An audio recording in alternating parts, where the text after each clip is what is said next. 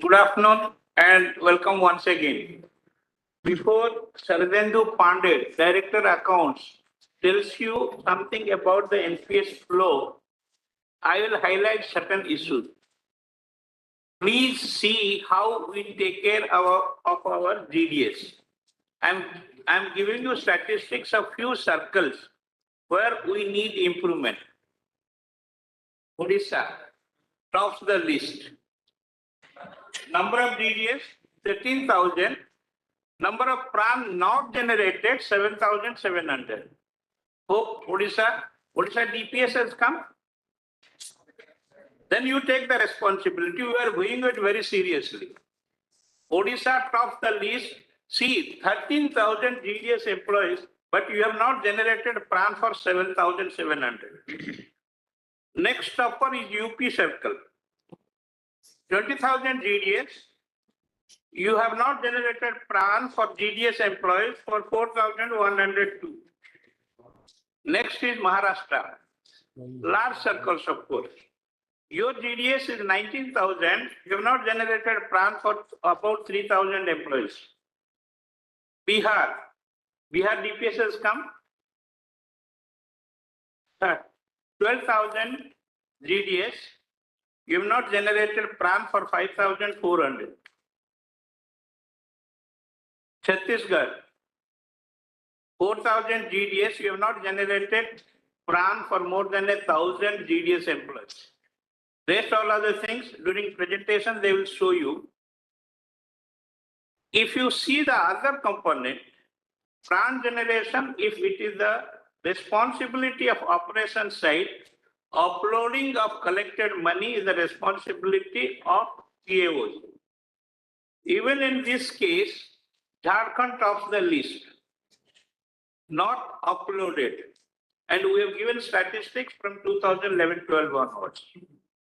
Next is Northeast. Uttarakhand, anybody has come? Good.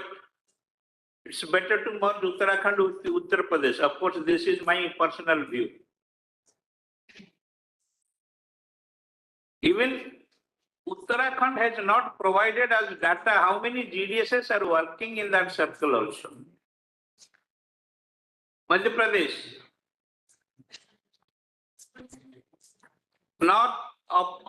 non-uploading of collected amount.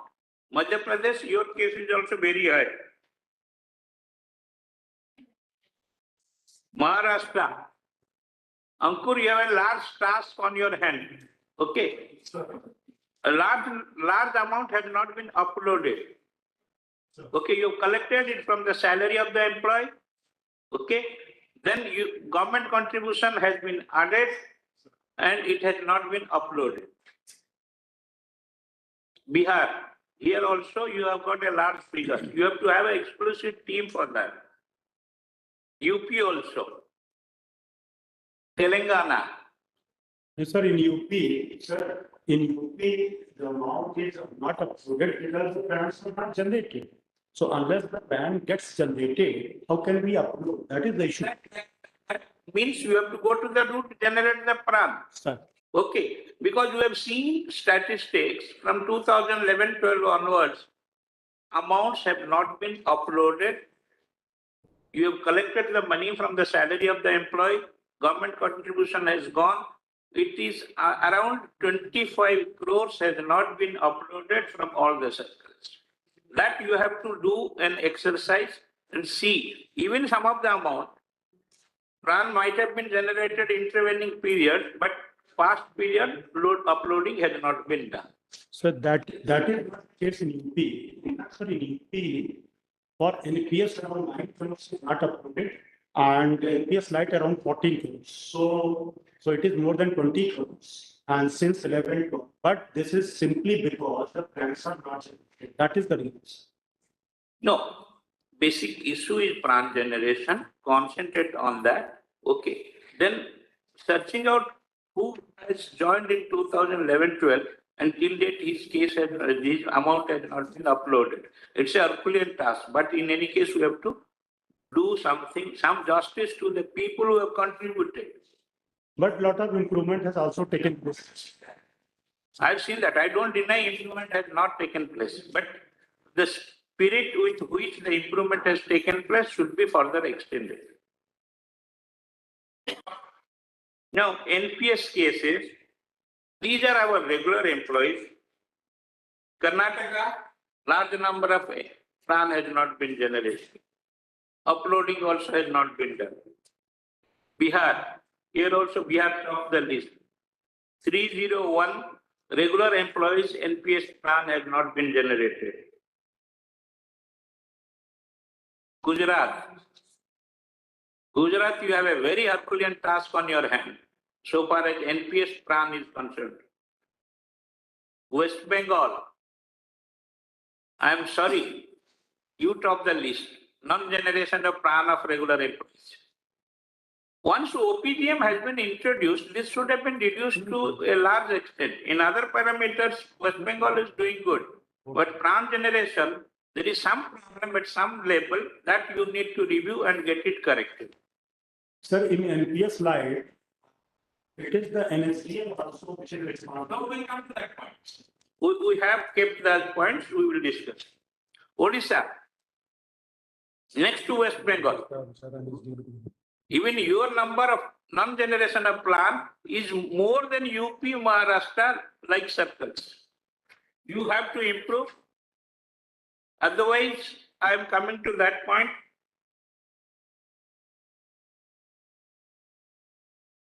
We will show you the amount of money that needs to be uploaded from 11-12 onwards. Okay. We have a slide for that. NPS Lite also. See, there are 2-3 things which we have been insisting. Ministry of Finance has constituted an oversight committee in each ministry under the chairmanship of the FA of the ministry. We also review. And this year we have decided to shift this responsibility to all the circles also to have their own oversight committee, and we expected monthly report from the circles for better improvement. Because PFRDA is now insisting for audit report, annual audit report, with much effort we could convince them that our internal audit will prepare the audit report. Some rudimentary audit reports have been submitted for the past period. We will see what is their reaction on our audit report. But so far as oversight committee, we have requested all the circles to constitute oversight committee even at regional level, so that better you know ground level se report lene ke liye. I appreciate and congratulate Andhra Pradesh circle. They have been sitting and reviewing the cases since July 21, and their submission of oversight committee report on a monthly basis is continuing in a perfect manner. Some other circles started from August, like Rajasthan. They had a meeting in August. We got the report. After Rajasthan went to sleeping mode. We have not received. If you have got, please give me. Jharkhand, we got only 2 reports. One for August, the other one for October. Kerala, systematically asystematic. We have got reports from August, afterwards some gap, subsequently we received again in January. Bhopal is also bad shape. Odisha we have been receiving since October, but January tak mil gaya hai. Hopefully Odisha is reviewing itself without any result, otherwise the plant generation would have been better. We have been regularly oversight committee. But we are not getting report. Please see that it reaches us, because we have to submit monthly report to PFRDA also. Maharashtra started from September. In between there was no meeting. January they have again revived the system. Tamil Nadu, only 2 oversight committee reports we have received.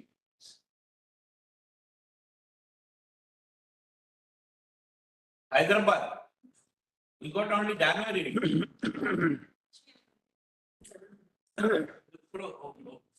Last July you have not done anything. No, it's not a question of pure joining. Some DP was there, some DPMG was there, some DPS was there. Anyway, these are the worst situations which we need to address. During presentation, we will see many things. Sir UP ने भी तो भेजा है sir, oversight committee report भेजा हम लोगों ने sir, मेरा नाम ही नहीं है सर। अगर है तो दे दीजिए, check नहीं है सर, मतलब गया है sir. Then one more thing we have insisted, monthly audit by PO. We are operating 4 schemes. NPS for regular employees, NPS Lite for GDS, APY, which is a commercial effort for the department, as well as common citizen-centric model. These are basically schemes which can fetch us revenue, APY and citizen-centric model. Others are statutory roles. If we don't play, we have given you some handbooks. Ministry of Finance has defined penalty for neglecting NPS cases. And we have requested PFRDA to define penalty even for NPS right cases. Please be sure, don't come under the net of these statutory orders. Sharadendu will show you some presentation before we listen to PFRDA, because one of the major stakeholders in the issue is a PFRDA who are occupying their statutory position. Don't embarrass them to punish us. Okay. Sharadendu?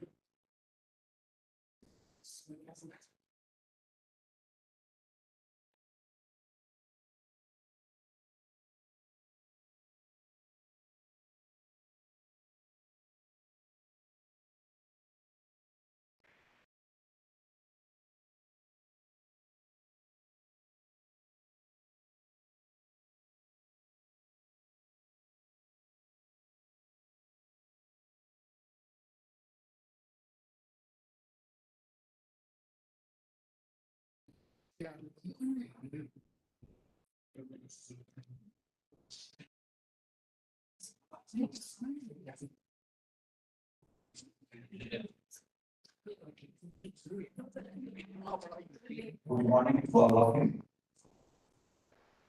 Myself, Shabdan Pandit, Director Accounts, UP Headquarters. I have been asked to give a small brief about these 4 schemes of the Department of Home. So just go through the plan.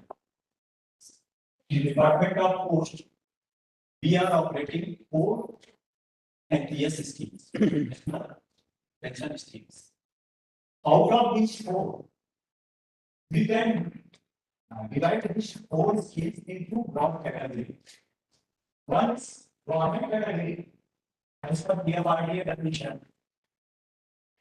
NPS scheme for regular employees comes under this government category. which most of the officers will be belonging to this new pension scheme or regular government employees. Other three schemes which government department is running come under the non-government category. And out of these three schemes which are coming under non-government category, two of them are operated by the Department of Commerce and one NPS Lite is very customized scheme for Department of Court or its GDS implies.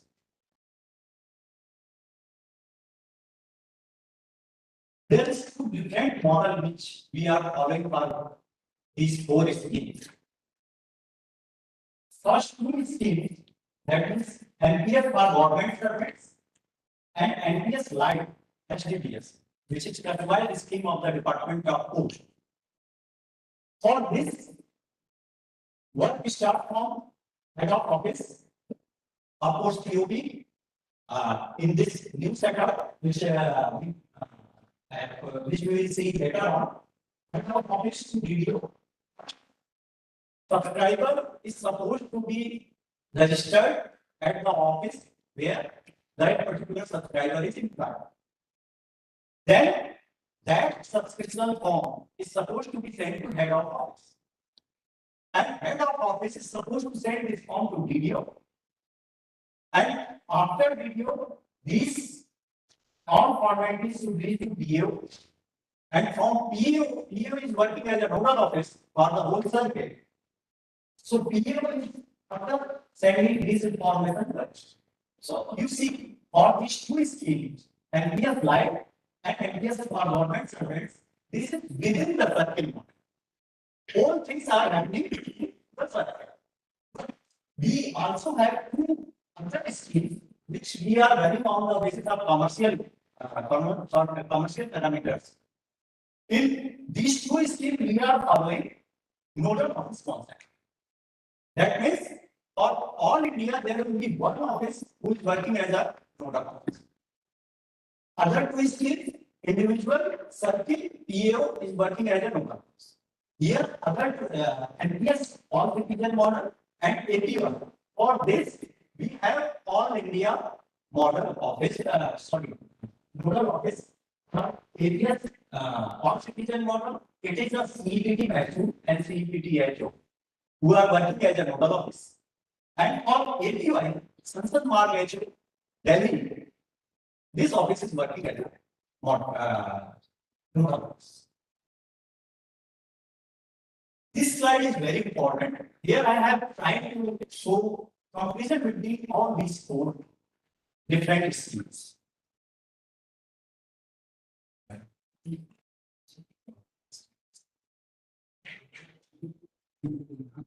Here, if we talk about NPS, how if I talk on these four schemes, NPS is one of the most well managed scheme or government industry. It is the oldest one. It was started in 2004.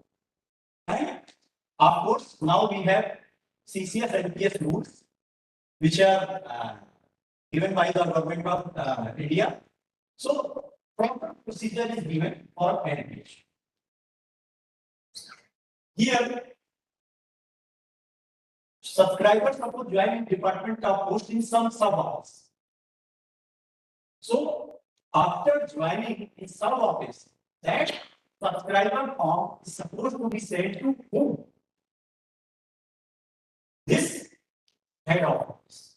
Head of office in Department of Post is mostly either to divisional head or district postmaster, isn't it? I think if I am not wrong. Chandrasekhar sir, in head of office in Department of Post in field units, either to divisional heads or district postmaster. No, that postmaster is not given that district.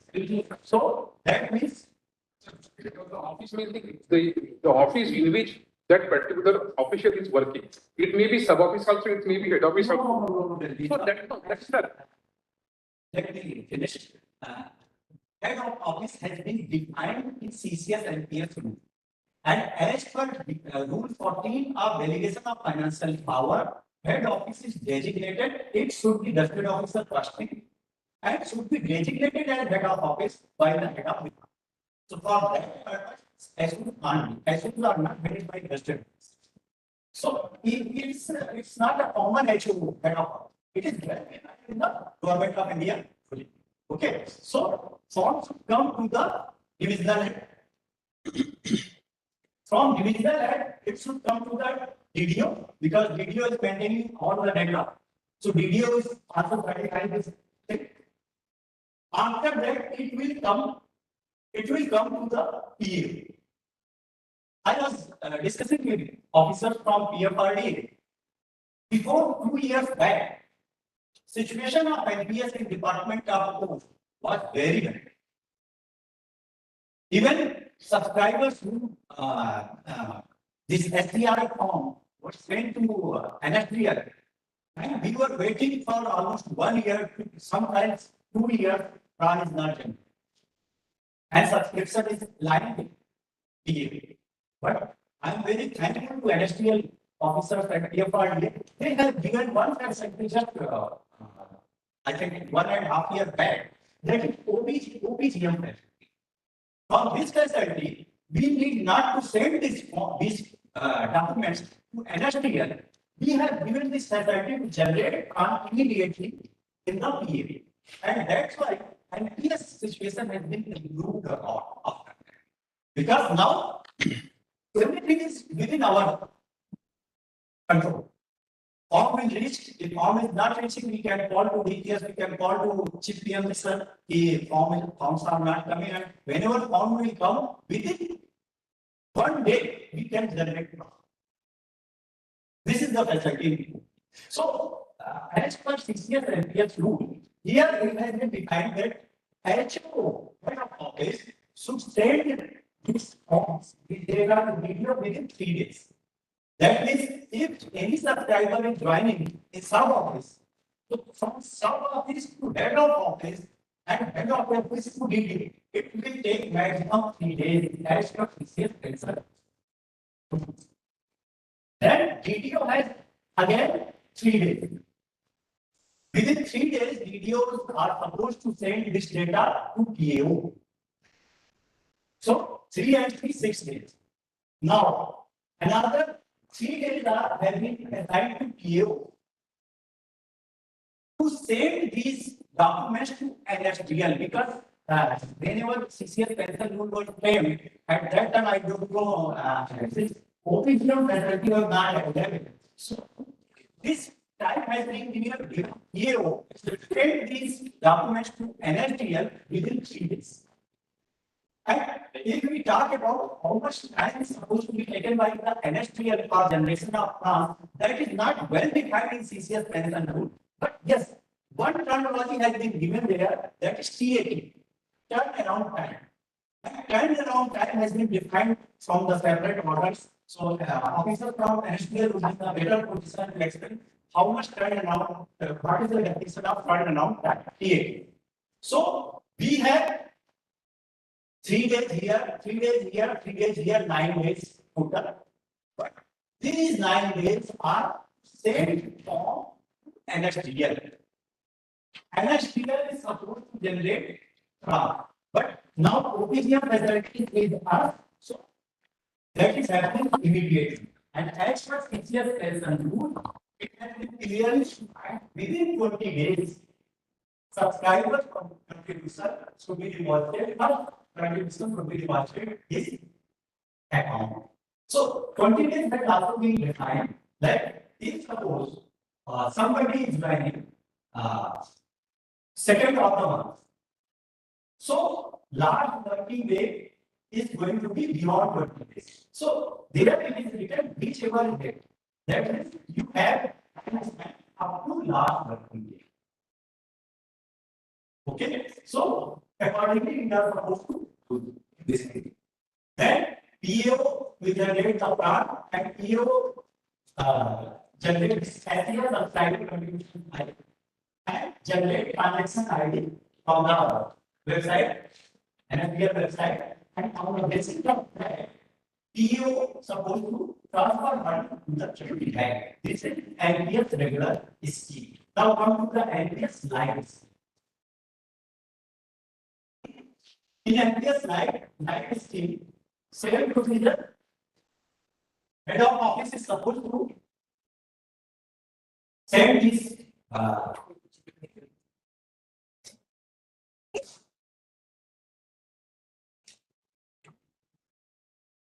head of office is supposed to be send this form to video.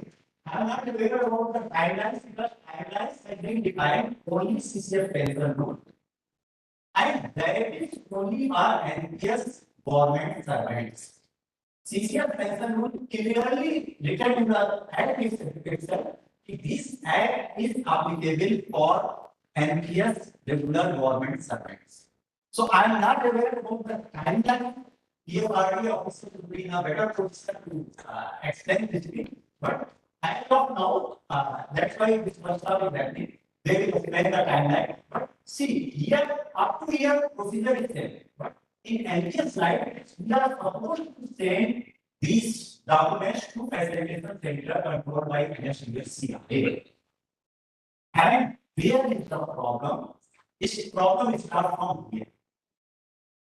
Many times, most of the field officers told us if they have sent their form and FC, but they have not received funds. And interesting point is, whenever this FC will generate the fund, they will intimate to subscriber and they will intimate to PO. They are not giving any information to DD.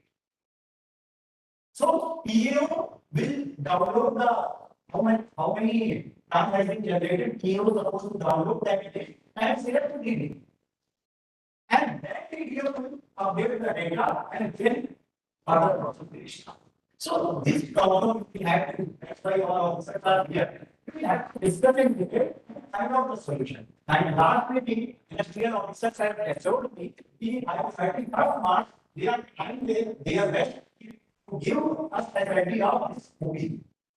So if that will happen, most of the problem will be resolved. Most of the problem will be Basically, the NPS factors improve after the implementation of OPG. Money is under the control. But NPS Lite, I have one suggestion for you also. Like Government of India has Ministry of Finance come out with that module A, manual. TCS, NPS, that is UP. Just like make a guideline. No, why not we sit together and prepare a manual for this because this is not caused by the DOP. See, we can replicate the relations issued by Government of India in CCS NPS rules.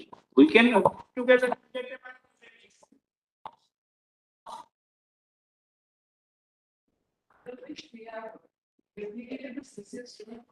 Oh, beautiful. Then we can sit together and issue a manual so that we'll see, we have got spread out field offices.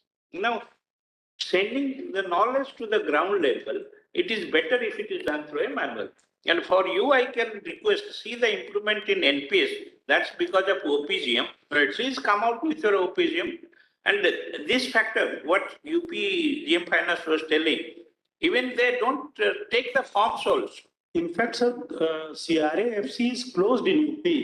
So what is happening that DDO has to send the forms to the NSDL Mumbai, and then they are waiting basically the response from them.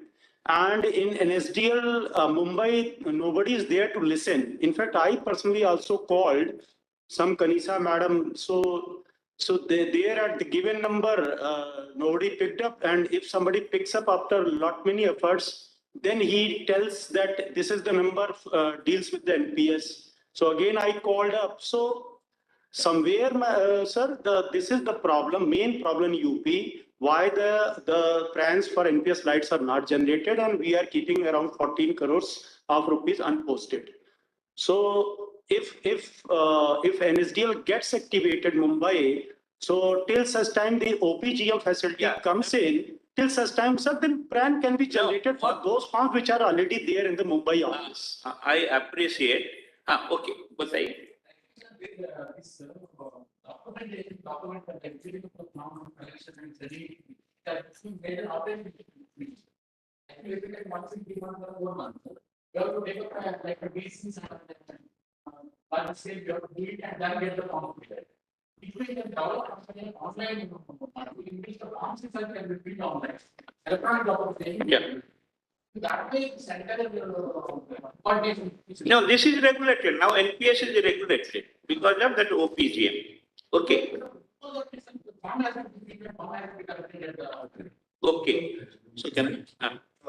So we had a discussion last month regarding this with directors of ma'am, that likewise the way we have given OPGM for all the circles for NPS regular. Similarly, some kind of a mechanism can be developed, a web-based interface can be developed where the already existing data of all the subscribers, if it is posted in a central portal, and it can be directly integrated, to get the data and generate the plan on its own. Sure, sir. Right.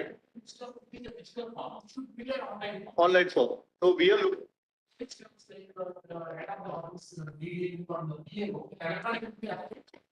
Right, right. Right. Second, I think this OPC might improve that which we are doing. I think my experience needs to be. I think sir, for the last 3 years, there is a recruitment got on force because of this. The SSC also the recruitment from the direct and the government. Similarly, the GDS also, GDS also got started recruitment. As a result, there are no website subscribers getting added. As a result, there was a brought down the number of which is pending. But the reality is that previous something that didn't same number of players, but the ratio was more than the previous. The last 2 years, architect among newcomers are that's why we are seeing that there is Till OPGM kind of environment is created in NPS Lite, like all the forms are pending somewhere at other places. If you can have it, the pending issues, our uploading will be very fast. Because what I'm telling, maybe the person might have joined in 2015. If it has not been done, searching out his collection from his salary and uploading it will also lead to a lot of complication. So please devise, you can respond to me during your presentation. Please devise a mechanism. Yeah. Till you come out with a software solution.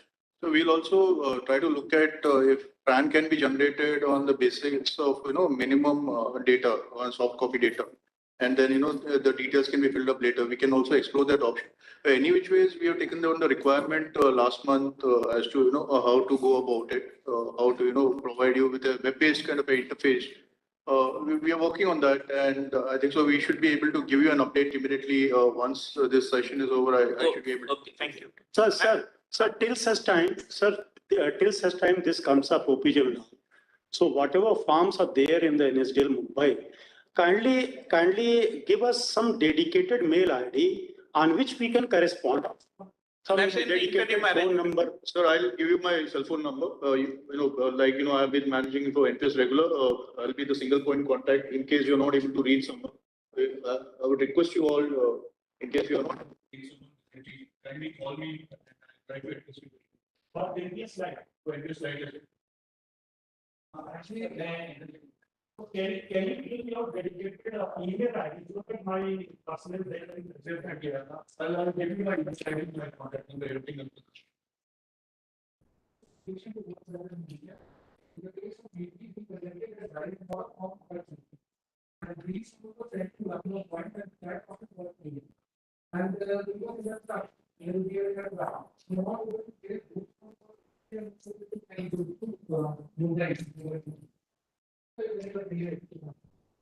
You have a detailed discussion in your center. These problems need to be handled. Now, if you go back to the same person, after making fill up the form again, he generates some doubt about the. Reason.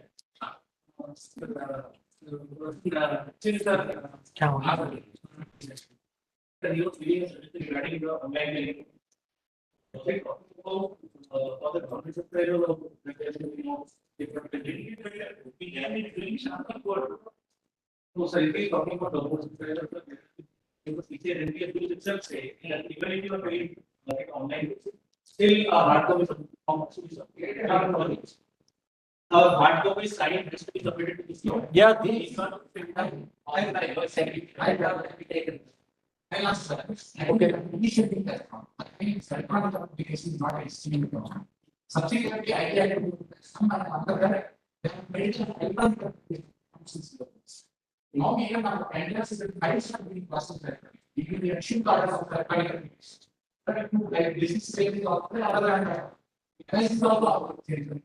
So we can just change it out. So there is actually a problem regarding this because in legal matters, they always recommend the hard copy sign. yeah, let me clear the. So No, Chandrasekhar, let me clear query of Mr. Chadaji. Actually, after generation of OPGM, hard copy are being sent to NSDL. Yes, yes, they are being sent. So what is that saying? Filling it by hand, you can get a printout also, like Whatever it is, you know, send out. Yeah, it's a regulatory obligation. So all POs are sending. Let the process go on. Afterwards, they can send a signed copy. There is no problem. And there was no issue of keeping the plan until that. So you can generate the plan. Then our joint project, for manual, has to start today is the day of the day. From tomorrow. What the guideline, we must compare with CCA, the NPS schedule, and then we divide that.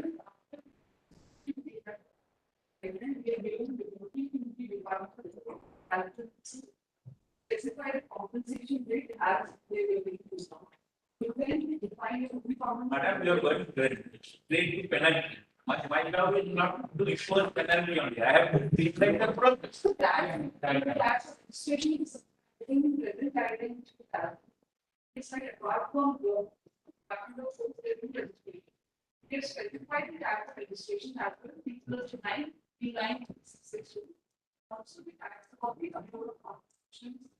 Okay, no problem. So we kind of matter should be public. Actually, the entire scheme, where we are going. From the data detail of the government, sometimes the data because it's right. But actually, the plan is getting delayed. As a because so to avoid that, we should I think In NPS side, it starts from the practice. No problem. but the problem is once the data is there, that is lying until It's not being seen. our reports problem is once the account is generated, that will remain unavailable in the appeal. Again, we can say extent that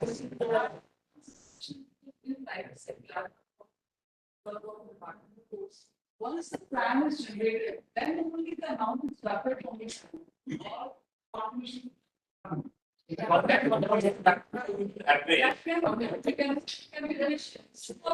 posted amount will not be there. Actually, let me finish the presentation. All queries will be answered here. Then I will discuss this NPS, HCM and APY. Now I will come to NPS all citizen model. Here POP concept is there. Here is no POP concept because it's a very customized scheme which has been agreed with PFRA, agreement between the PFRA and Department of Post, where just Madam was asking ki, in this scheme, APY, there is procedure ki if suppose contribution has been received, okay, but PRAN has not been generated, that can be reverted back to the subscriber. These things are here, but this scheme is completely different from these two schemes. This is customized scheme. Here, government contribution of 300 rupees is always available. So that cannot be reverted back. So this is that's why what senior DDG sir has said, we need to sit together, PFRDA officers, DOP headquarters, especially PA wing, and of course GDS wing, which ADG is here, and FS division will sit together and give some improvement this HDBS scheme. Now this NPS HCM model, same thing is here. They are also supposed to send these forms to FC. But why the problem is not so serious as here? Because here subscriber registration is very low. I was going through the data which has been provided by FS division to me yesterday. It is hardly 500, 600 subscribers for NPS ACM scheme for the all over India for the department. So since data subscribers are low, so problem is not reflecting so serious. But here you will find in each circle almost 10,000 subscribers are working. In Department of Post, almost I think 2.5 lakh GDS are there, isn't it? So that's why problem is serious here. And thus here, what is happening in this case, that is coming to PAO. But in this case, HOs are supposed to send all these information through system to aggregator, that is CPT Masood and Masood HO. Whatever we are doing here, PAO level, these tasks are being done here, CPT Masood and Masood HO. They are supposed to first download the data from all HOs which has been given feeded online. That data is supposed to be generated here, and accordingly consolidated amount, consolidated SCF file is supposed to be generated by CPT Masood. Generation ID, transaction ID is supposed to be generated here, and accordingly Masood HO is supposed to transfer fund to NSTM. So this is all India nodal office model. Same model is here also, but interesting point here in APY for prawn generation, department has given one prawn library concept. Department has given some number of prawns by the NSTL, and automatically system select automatically one prawn and further processing is being done. So either we should give OPGM facility here or prawn library concept should be there, because it is also very successful concept. It is also working very well. That's why in APY we have sufficient subscribers. Almost more than lakhs subscribers are there. But very well this scheme is operating in the Department of Post. And here is the concept: if suppose subscriber has given the contribution but prawn has not been generated, that money will be reverted back to the subscriber. But in this case, we can't do this thing, because we are bound to give government contribution.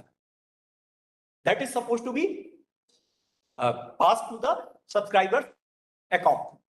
So one thing what senior DDG sir has indicated, we need to concentrate this thing, HDBS scheme, although there are other issues, because in this scheme, what is written, any GDS can opt this scheme and may not opt. So whenever data is available, we can't find out which of the GDS who have opted this scheme. Just like we have been told 10,000 GDS are working in the circle. Out of 10,000, suppose 5,000 are registered with the scheme, but we can't find out which 5,000 because it's optional. Another point is, in the scheme it is written that after 1 year of successful service, they can only register themselves in this scheme. So it is also very difficult, because whatever 5,000 is remaining, out of this 5,000, how many of them have not completed 1 year service? This is another problem. Then third problem is, government contribution is mandatory, but subscribers contribution is optional. So suppose in particular month, subscriber has refused to contribute for this scheme, so this data will not be available in CSI schedule also. That is our internal technical problem, which field units are facing. So we need to sit together and improve this scheme, because this scheme has, so far, it has completed almost 10 years, more than 10 years. And I have not seen even a single subscriber who have given pension. Because their total contribution is within 1 lakh. And as per rule, if it is within 1 lakh, that is supposed to be deposited back to the subscriber's account. There is no concept of this pension. So this is not giving any benefit, but creating lot of problem. So what Senior DD sir has indicated, we need to improve this scheme, and this is creating our most problematic task. Now, the same thing for exit. I was discussing for registration. The same thing for exit cases.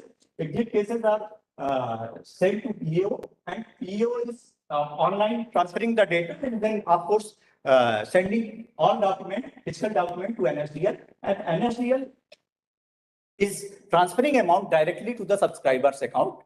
And ASP, entry service provider, are supposed to consult that subscriber, contact that subscriber, which has been chosen by the subscriber, and start anything.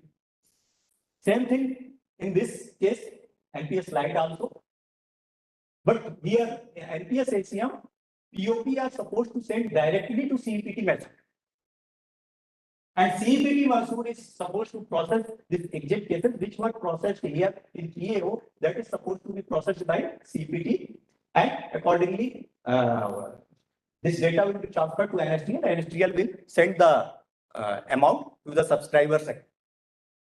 Here in APY, this is supposed to be sent to SMHO, Sansad Mark HO, and Sansad Mark HO is supposed to do this, all these things.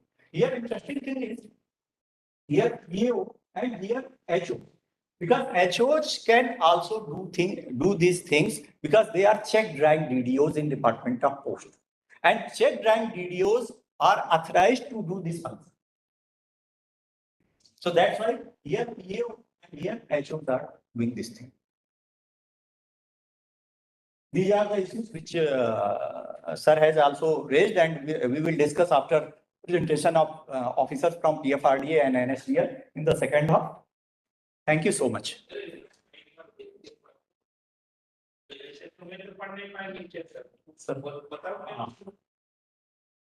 The main issue, delay in PRAN generation, because if PRAN is not generated, how subscription will go into subscriber's account. Another, delay in subscription. Delay in subscription is also happening. Many times PRAN has been generated, but because of compliance issue, because of awareness, lack of awareness, subscription is pending with either PAO level or HO level. These are deducted but pending because of compliance. Exit case, this is the major problem. There is facility. DDO can log in and check who are going to retire in the next 6 months. Exit ID is being generated. And accordingly, as per rule, latest CCS pension rule says 4 months before the retirement, exit case must be sent to PAO. So if we will comply with these instructions, exit case can be processed in time. Subscription will be up to 1 month back, but exit case is supposed to be sent to PAO 4 months back. Similarly, if I talk about HDBS scheme, there is a concept of 3 months. 3 months before, you will have to send these cases to PAO and stop the contribution 3 months before. In HDBS case, you are not supposed to take any contribution after 3 months, sorry. 3 months. Delay in updating data.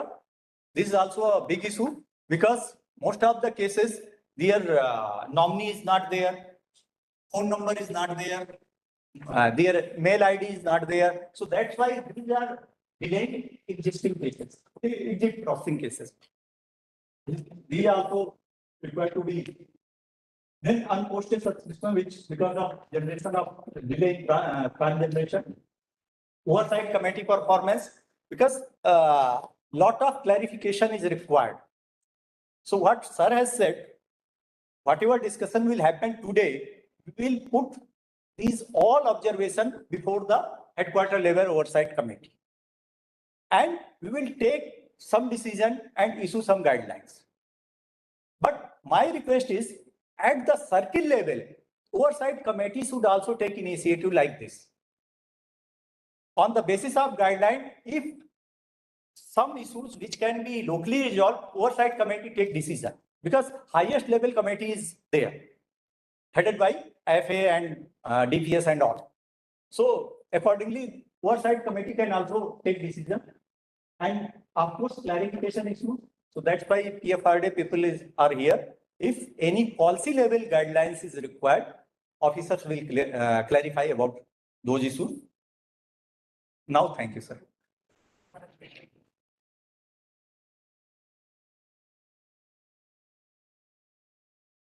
Now we'll listen to PFRDA, how good or how bad we are from their eyes.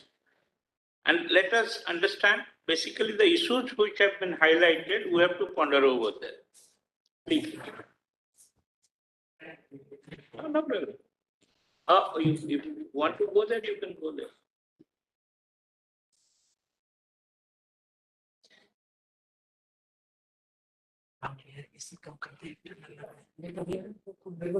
ये problem जब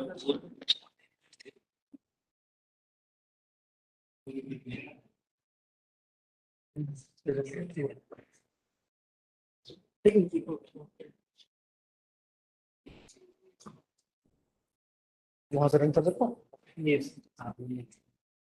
sir लेके चले गए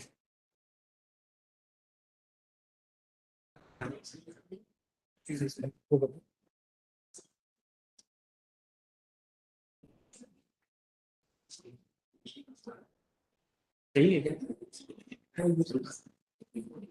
Good morning. Thank you for this. Usually the guideline is regarding the plan. I hope I'm audible to all. Thank you.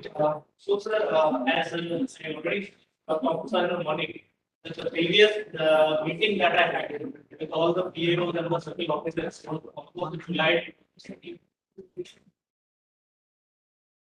So during that, I had pointed out few issues that where you are lagging and what improvements you can make, what are the steps you can take. So a lot of improvement has been made, yes, but still a little bit of improvement remains. So starting off with those things, just a basic highlight of how the NPS system works. Employee contribution comes to the accredited bank, to the trustee bank, goes to the pension funds. The units are generated through which your corpus is created, and post-retirement, one part goes towards a lump sum, the other part goes towards the annuity and pension. That's a basic outline how the NPS system works. This system works for across all the architectures we are talking about, all the products we are talking about. The basic architecture, the basic logic of the entire system remains the same. Now, monitoring and supervision of the government sector department, that is what our department does. So basically, sir, we are not into compliance. That is the first part that I want to highlight, sir. Because you are a sovereign government entity, we cannot go for the regulatory and the compliance part. But yes, there are rules, the office memorandums issued by DOP, PW, Department of Expenditure. They are being followed. They are to be followed. A few already, sir, had highlighted. One of the most important ones was the oversight committee one, which Patil sir also talked about. Apart from that, the CCS NPS rules which came out last year. Then, apart from them, there are a few other ones which we used to highlight, and they have been subsumed in the CCS NPS rules also. That then there was one, 2nd September 2008 circular which talked about the timelines for contribution remittance, but they have now been subsumed into the CCS NPS rules itself. These are basically the few guidelines and regulations we talk about. Now, in the morning, everybody was given a folder. In that folder, I saw one book of the Swami's book. I just had a nostalgic feeling. I remember my father having that book with him. And at that time, they used to paste the new rules on the previous year's pages that he used to do.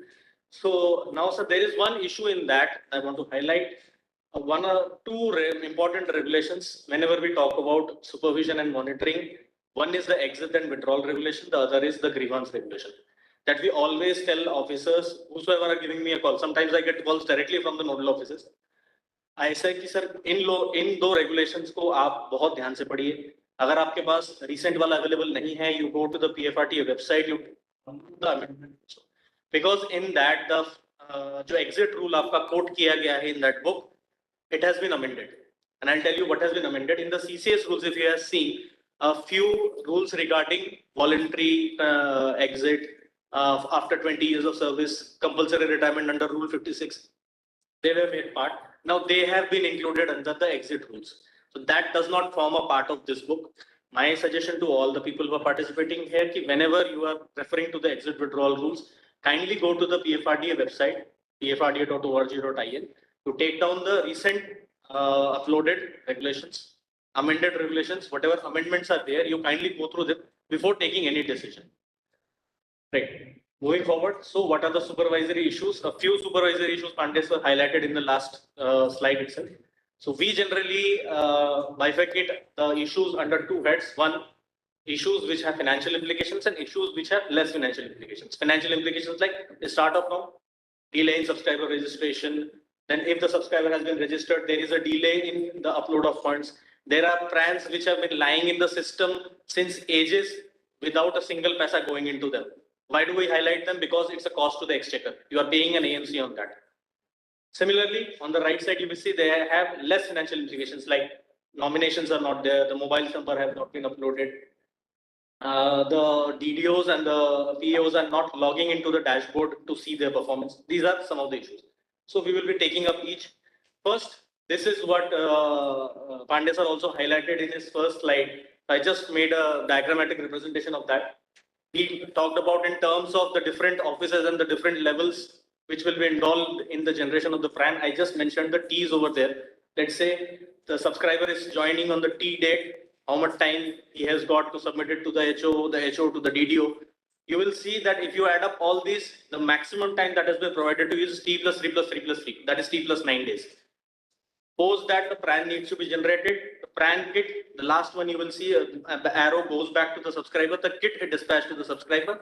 Apart from that, the information of the PRAN generation has to flow back the same way the information for PRAN generation went, just in the backward manner. In the final, you will see a rule that I quoted, that is the rule 4.9. You will just notice that in that rule, the last line of that I'll just quoted. The first contribution of the government servant shall be credited to his individual pension account within 20 days of the date of submission. That Pandey sir also highlighted in his meeting. That's a very important rule that you should keep in mind, because this forms a basis of a very important rule that will come on later on, which is the rule number 8, where the compensation for delays has been highlighted. These are all linked together, sir. It is not that you see one rule in isolation, the others not to be seen in conjunction to the first one. They have to be seen together, how they are linked together. Then now in this, we have tried to analyze and for the previous 2 years, the blue one shows for the last 12 months from January 2020 to December 2020, and the orange one gives you a highlight of the performance for January 21 to December 21. This coloring scheme has been followed in all the graphs. In this, we try to show when has the person joined and after what time his PRAN has been generated, because these two dates are captured in the system. First graph shows 0 to 3 months. That means approximately 44% during 2020 as well as 2021. 44% of the PRANs were generated within 0 to 3 months. We can break it down to 0 to 15 days, 15 to 30 days. I can break it down to that level, but I've just broken it down to 0 to 3, 3 to 12, and more than 1 year. 0 to 3, still better. A lot of improvement if your PRANs are getting generated after 3 months. That data you can get from the dashboard itself.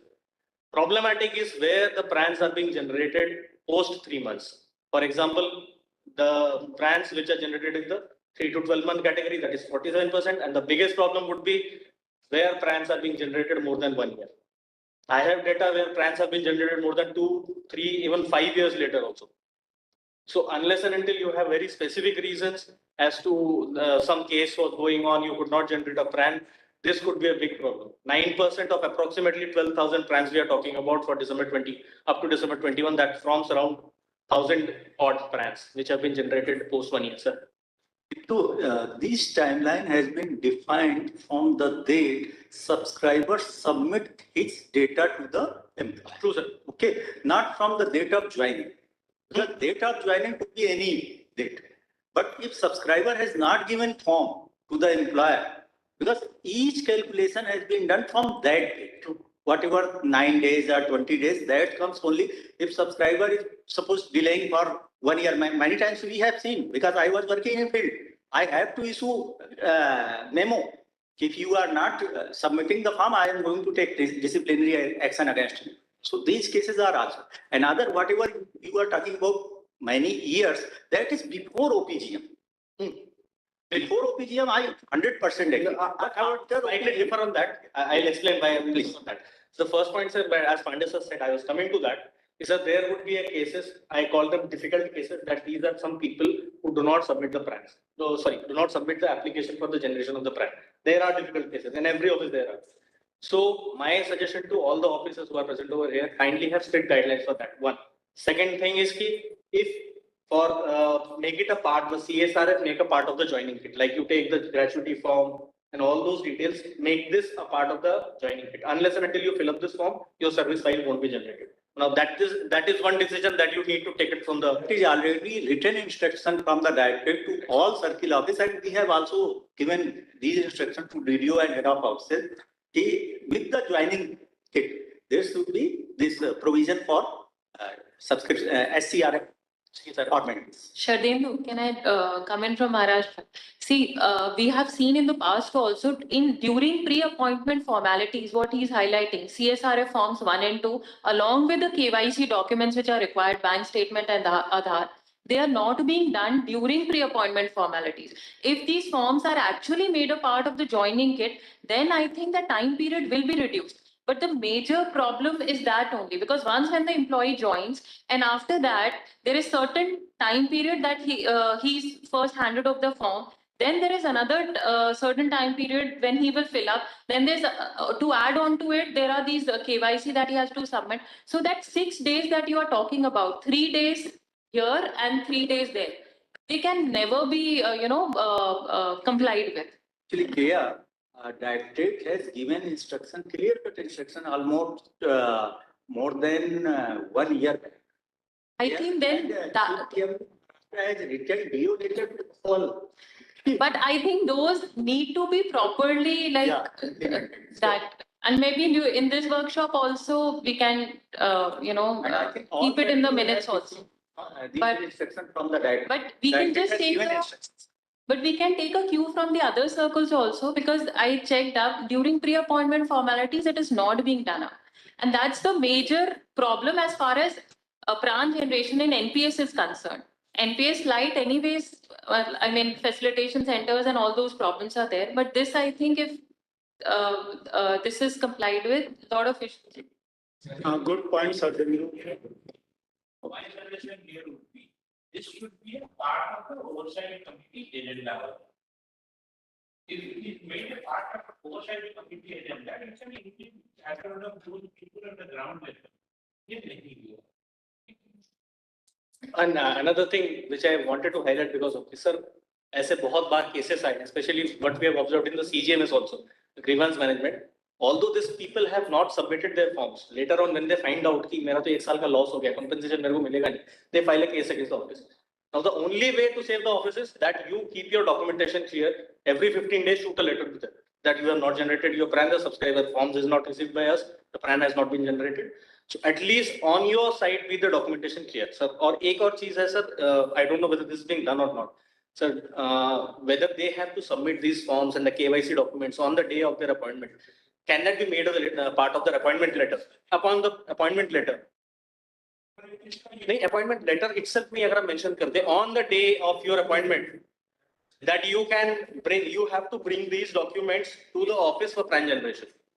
Like you go for document verification that these is. ये कर देते हैं sir, ये जो सरदेंदु और जो बता रहे हैं सर, ये this is very important. We were not doing, sir. Now we will do. We will start doing this. मतलब आप जो अपॉइंटमेंट लेटर इशू करें उसी में एक पैरा डाल दें कि जब आप ज्वाइन कर रहे हैं आपको ये आना पड़ेगा। हो सकता है किसी का प्रान ऑलरेडी हो तो आपके लिए और भी सुविधा, आपको जस्ट उसका ISS करवाना है। आपके हुक्म की तामील होगी, चिंता मत करिए सर। इसमें ये कर सकते हैं कि आपको सैलरी मिलेगी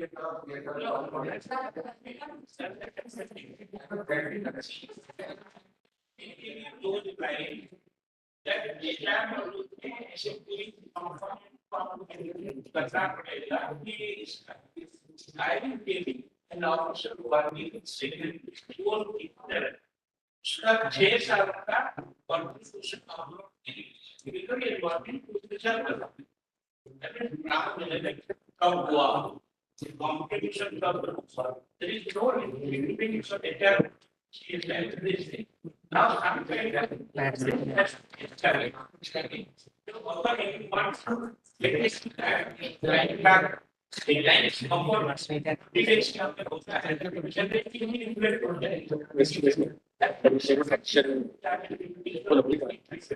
There is DOPT guidelines regarding disciplinary action against those subscribers who are not submitting. So we can. Basically, we are think about penalty when you fail. Penalty is not my objective. My objective is bringing to the middle. So moving on, the next slide. Sir, this graph, Sir Pandey sir, आपका थोड़ा ध्यान, मैं बोलना चाह रहा था कि sir OPGM होने के बावजूद there are delays. I am just talking about the year April to December 21, the last 9 months. 9% is the average of post, the black one. On the right side, you will find that what is the delay, which offices have made delays, the highest being Guwahati Circle, which has got 86% of the PRANs. It has generated post 1 year. That means their date of joining and date of PRAN generation, there is a gap of more than 1 year. Anything towards the right side of the black line gives you an amount of delay. On the left side, whose averages are less than that. Sir, and most of these PRANs have been generated using OPGM. Right?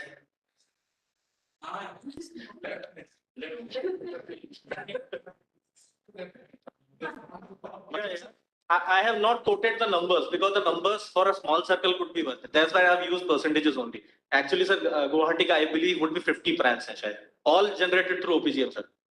And मेरे पास वो भी data है कि how many of these PRANs have been generated on a hard copy basis and how many have been generated on a OPGM.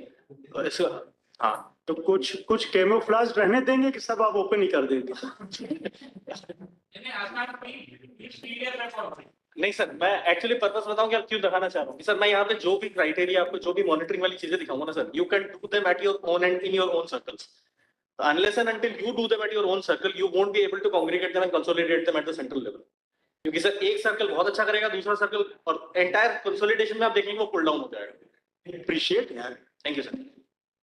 Now sir, the second criteria that I talked about, nil credit PRANs, that PRANs which have been generated are still lying in the system with absolutely no credit till date.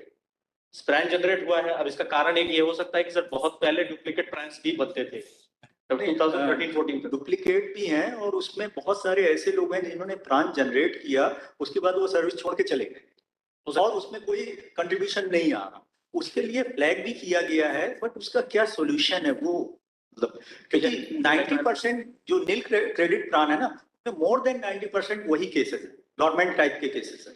Absconding, हाँ, join करने के बाद चला, मतलब उनका कोई address नहीं है, कहाँ चले गए, क्या हुआ, कुछ नहीं पता. तो उसका क्या होना चाहिए, कैसे उसको एड्रेस किया जाना चाहिए? जी, and that has been flagged. ये इस टाइप के non-systematically at a policy level, I can tell you, sir, if this person has not worked with you, let's see, systematically चलते हैं. ये person, ये सज्जन जो है आपके साथ आए, ज्वाइन किया, ज्वाइन करने के बाद ही चले गए. बहुत कॉमन है सर, हमको दिखता है specially whenever we are talking with the armed police forces, उसमें बहुत दिखता है ये प्रॉब्लम. ज्वाइन किया महीने भर के अंदर from the training centre itself, मतलब उसका सब कुछ जनरेट होने के पहले वो चला गया, बट प्राण बन गया. ऐसे केस में फर्स्ट ऑफ ऑल सर आप ये देख लीजिए उसने काम करा कि नहीं करा, उसकी कोई भी एलिजिबल सैलरी या एलिजिबल एनपीएस कंट्रीब्यूशन बनता है कि नहीं बनता है. अगर नहीं बनता है तो सर एक बार ट्रेस करके देख लीजिए, आपके पास जो भी कॉरेस्पॉन्डेंस, आप उसे sir register post with AD वो कर सकते हैं. 2-3 बार अपने कम्युनिकेट करके देखा, अगर नहीं होता है then you get it deactivated through NSK. ये स्टेज कर ही जा चुकी है। ओके, मतलब डीडीओ ने लिख के दे दिया, जहां पे उसने ज्वाइन किया था हेड ऑफ ऑफिस ने लिख के दे दिया कि हमने कई कम्युनिकेशन किए, उनका कोई वेयर अबाउट नहीं है। उसके बाद हमने उन प्राण को फ्लैग भी करा दिया कि ये प्राण नील क्रेडिट है because of this reason. Now what should be done? So we have to deactivate it. So with a request from your office. Request has been sent. Vijay ji, request has been sent. This is a specific role for clearing. If these payments start, then in your accounts, identify one problem, and maybe by the end of March, you will get rid of this problem. Yes, sir. If you see the number, it may not be many.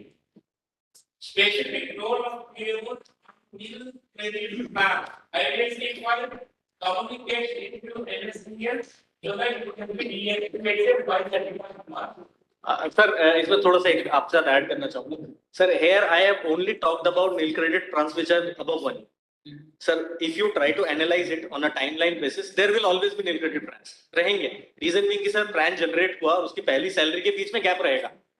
But so as a task basis I have only talked about the plans which are more than 1 year. तो task basis पे sir सबसे पहले इनको targets करिए मोर than 1 year वाले जितने भी हैं। You will find there are plans more than 1 year, 1 to 3, 3 to 5 and 5 and up. मैंने सिर्फ यहाँ पे 1-5 के अंदर सारा का सारा कर दिया and the numbers are not so high sir, hardly 252. There will be plans which are let's say 6 months or 0 to 3 or 3 to 6. They will be there, but that could be because of the reason that this person has joined, is working somewhere. Some case is going on because of which you cannot upload the first salary. So ये मत सोचिए कि nil credit plan is always wrong. It is that higher time brackets में जो है उनको आप सबसे पहले deactivate करा लेंगे। Sir, the status of Jharkhand, I want to explain, sir, because the status is very bad for Jharkhand. So the 19% of nil credit plans, sir, that belongs to GDS employees. Plans have been opened for GDS employees. And sir, other implications might be 90. What is happening? A GDS employee is allowed to officiate in some other way. And in that way, NPS right not have to give NPS to NPS. This happens repeatedly. And so you should identify those cases. Nil credit plan is हो सकता है. That's why you are explaining it over a longer period. Then you will close it. And sir, get the information and PO. This DDS has been allowed to officiate a good plan. Some place, in that case, what is happening? In plan of NPA, no plan is generated. So your amount collected is done in that amount जो कि upload नहीं हुआ है और इसको कोई एक reporting system बनाना पड़ेगा so that वो नील credit plan will also get developed. But what he said, if officially cannot be done by there, वो तो temporary arrangement है, तो उसको अगर ये कर दे, segregate कर दे, उसको भी हमको कुछ टेक्निकली ये करना पड़ेगा। अगर GDS को ऑफिशियली दिया जाए, उसका जो कंट्रीब्यूशन है, उसके लिए गवर्नमेंट कंट्रीब्यूशन डिफरेंट है, NPS एंड NCA है, उसको कहीं ऐसे ट्वीट करना पड़ेगा ताकि वो NPS लाइफ में ही कंट्रीब्यूट वो है कि मतलब जेडीएस अगर रिपोर्टमेंट में ऑफिशिएट कर रहा है, जो भी वो सैलरी ड्रॉ करता है उसका जेडीएस पे कंट्रीब्यूशन जाता है, वो है। बट इसको पीओ में checkup institute and sir, as on date, sir, we have 56 nil credit plans. Out of that, 47 belongs to GDS, and we have written to NSDL to close these accounts. So it means almost we have a nil, zero nil credit accounts, sir, as on date. If it is for a longer duration, take up the issue with NSDL to deactivate those plans. But if it is temporary, maybe 2 months officiating, 3 months officiating, those data can be collected from the concerned administrative authority who issue officiating order. Sir, the same has been done in Jharkhand, sir. We have get the data from the units and they contacted NSDL to please deactivate these 47 accounts. Take his email address. Sir. ये सारे JDS वो हैं जिन्होंने service छोड़ दी है, ये wrongly opened हुए हैं, wrongly opened. इनका मतलब सर डबल प्रॉब्लम है, एक तो सर ये रॉन्ग ओपन हुए हैं, दूसरा सर आप इनका एएमसी देते जा रहे हैं, जितने दिन सिस्टम में एक्टिव पड़े रहेंगे Sir, I- केवाईसी हो रखा है। Sir, I have small submission, sir, here. That anyhow, even if the GDS is officiating against a departmental post, his substantial post is GDS only. So even though he is officiating against a departmental post, can't we treat him as a GDS employee of the? That's not my suggestion. Sir. It should be again the own plan of NPS client. That we will discuss with Steve, who can manage that. Other cases will need to be closed. That POs can analyze and make up the issues. Energy.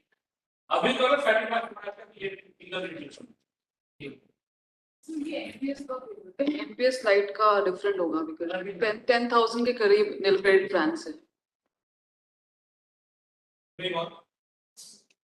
So the next criteria we are talking about are the non-IRA plans. A brief background on what is a non-IRA plan. So basically, the IRA means an individual retirement account. Now, whenever we are talking about an IRA plan, that means all the KYC details of that person, the photograph, signature, name, date of birth, all these system details or the core details have been captured in the system.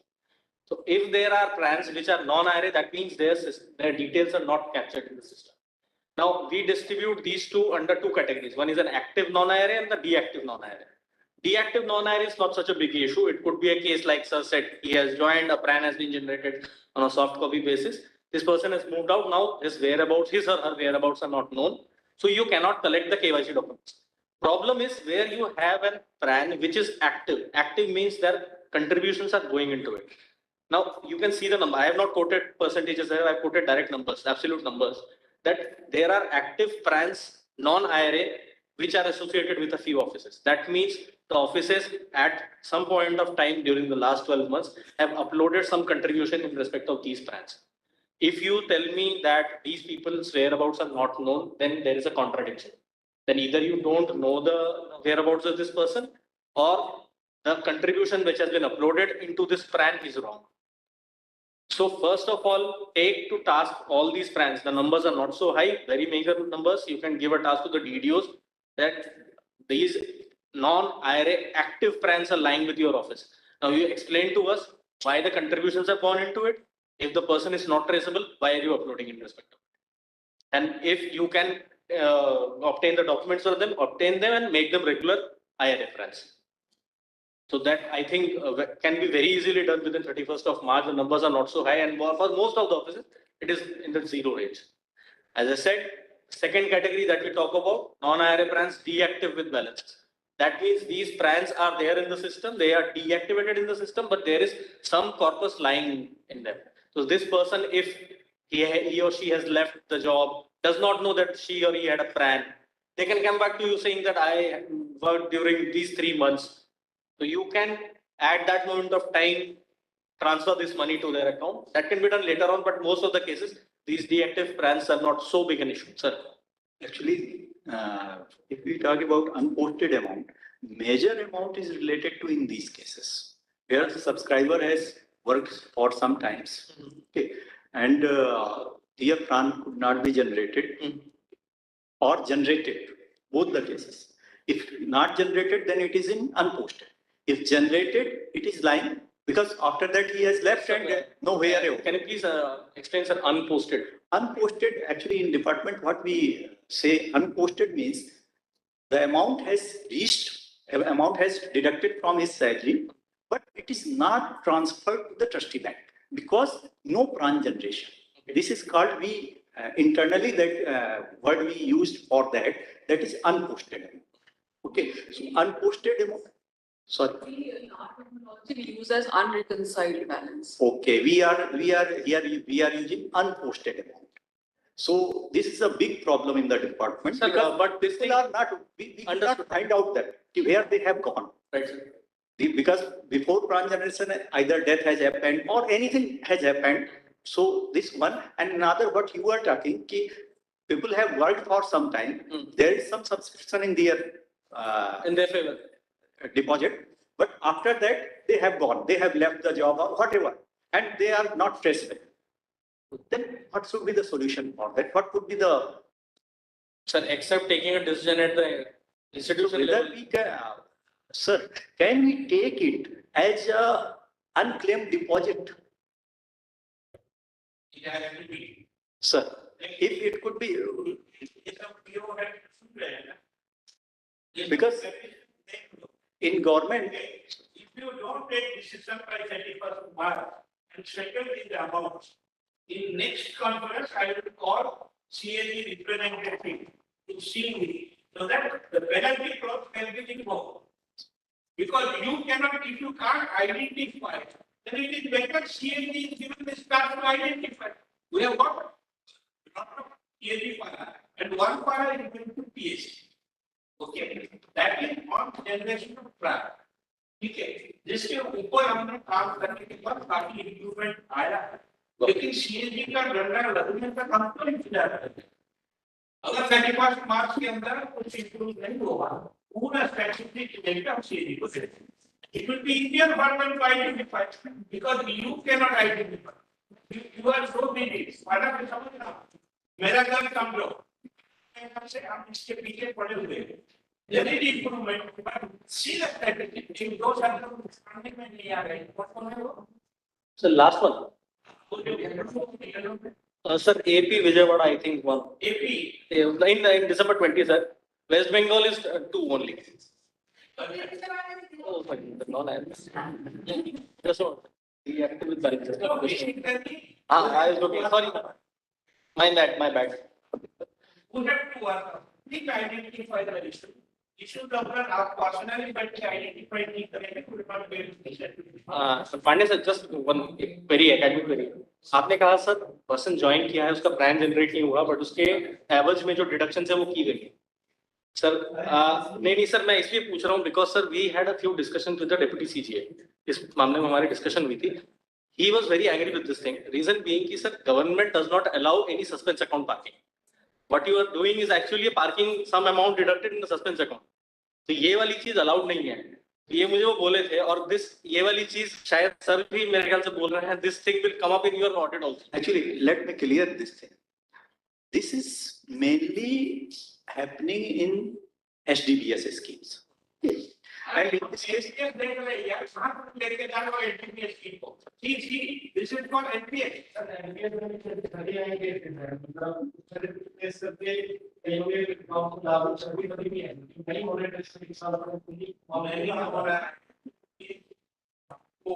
Suggestion दे रहा था Pandey, that see it has got two components, एक personal component है, government component, ठीक है?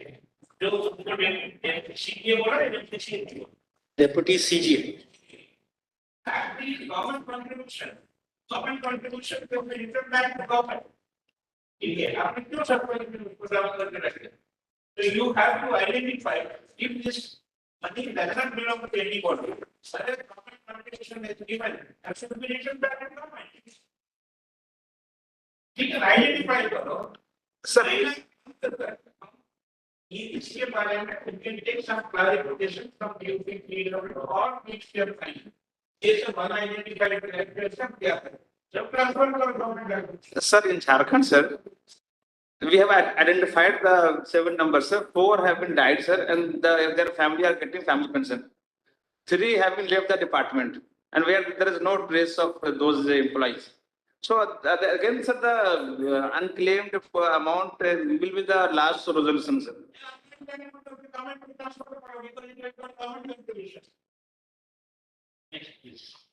Thank you, sir.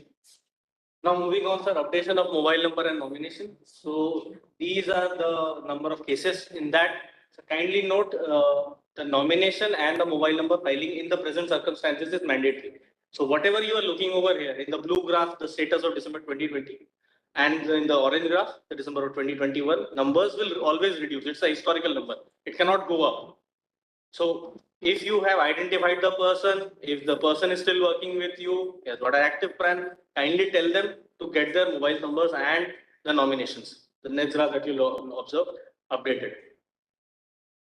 Apart from that, there is a functionality which has been released in 2020, the authorization through e-nomination. So these are some of the cases lying with different offices which are pending for 0 to 3 months or 3 to 12 months. I have just talked about only the cases which are pending for authorization at the nodal office level. Total such cases as on December 31st are around 303. And out of that, around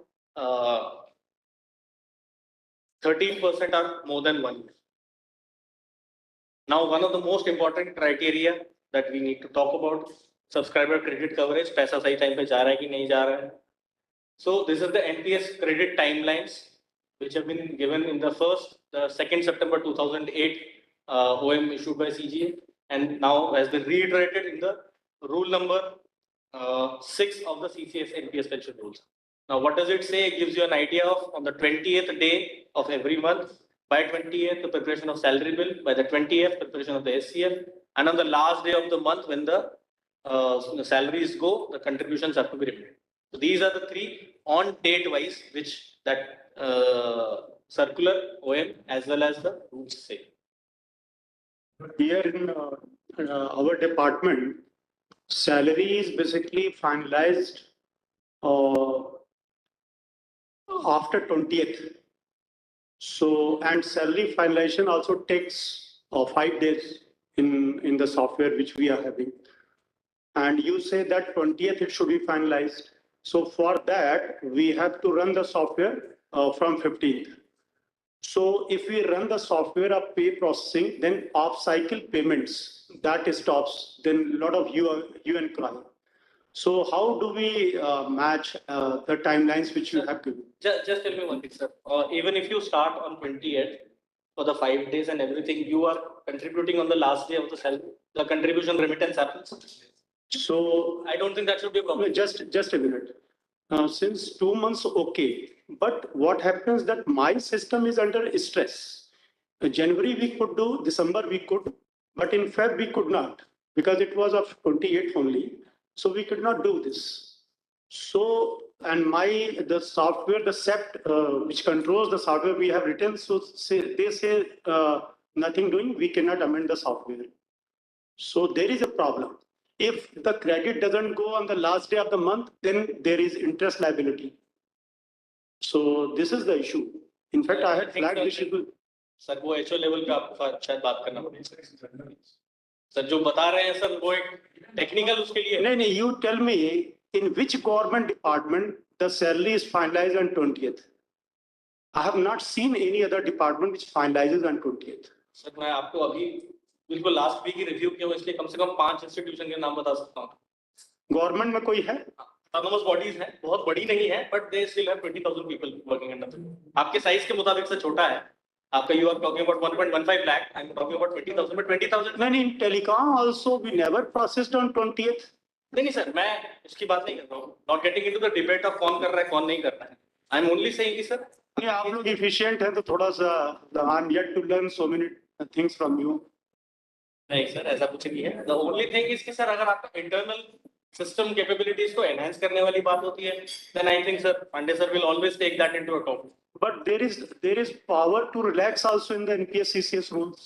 That would be done by the ministry that is released not DOPP. DOPPW का ही होगा sir वो नहीं that is given to the ministry only.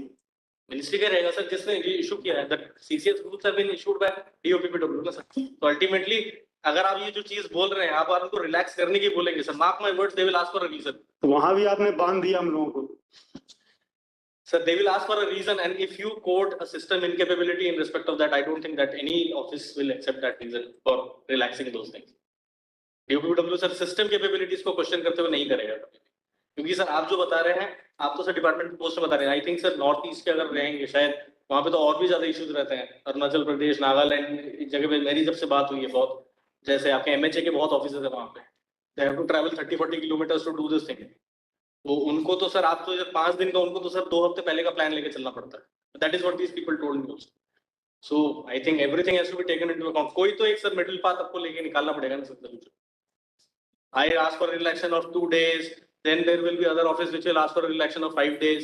Sir, we have 4 salary cycles. We want relaxation on this field. Everybody will want a relaxation. Sir. That's quite possible.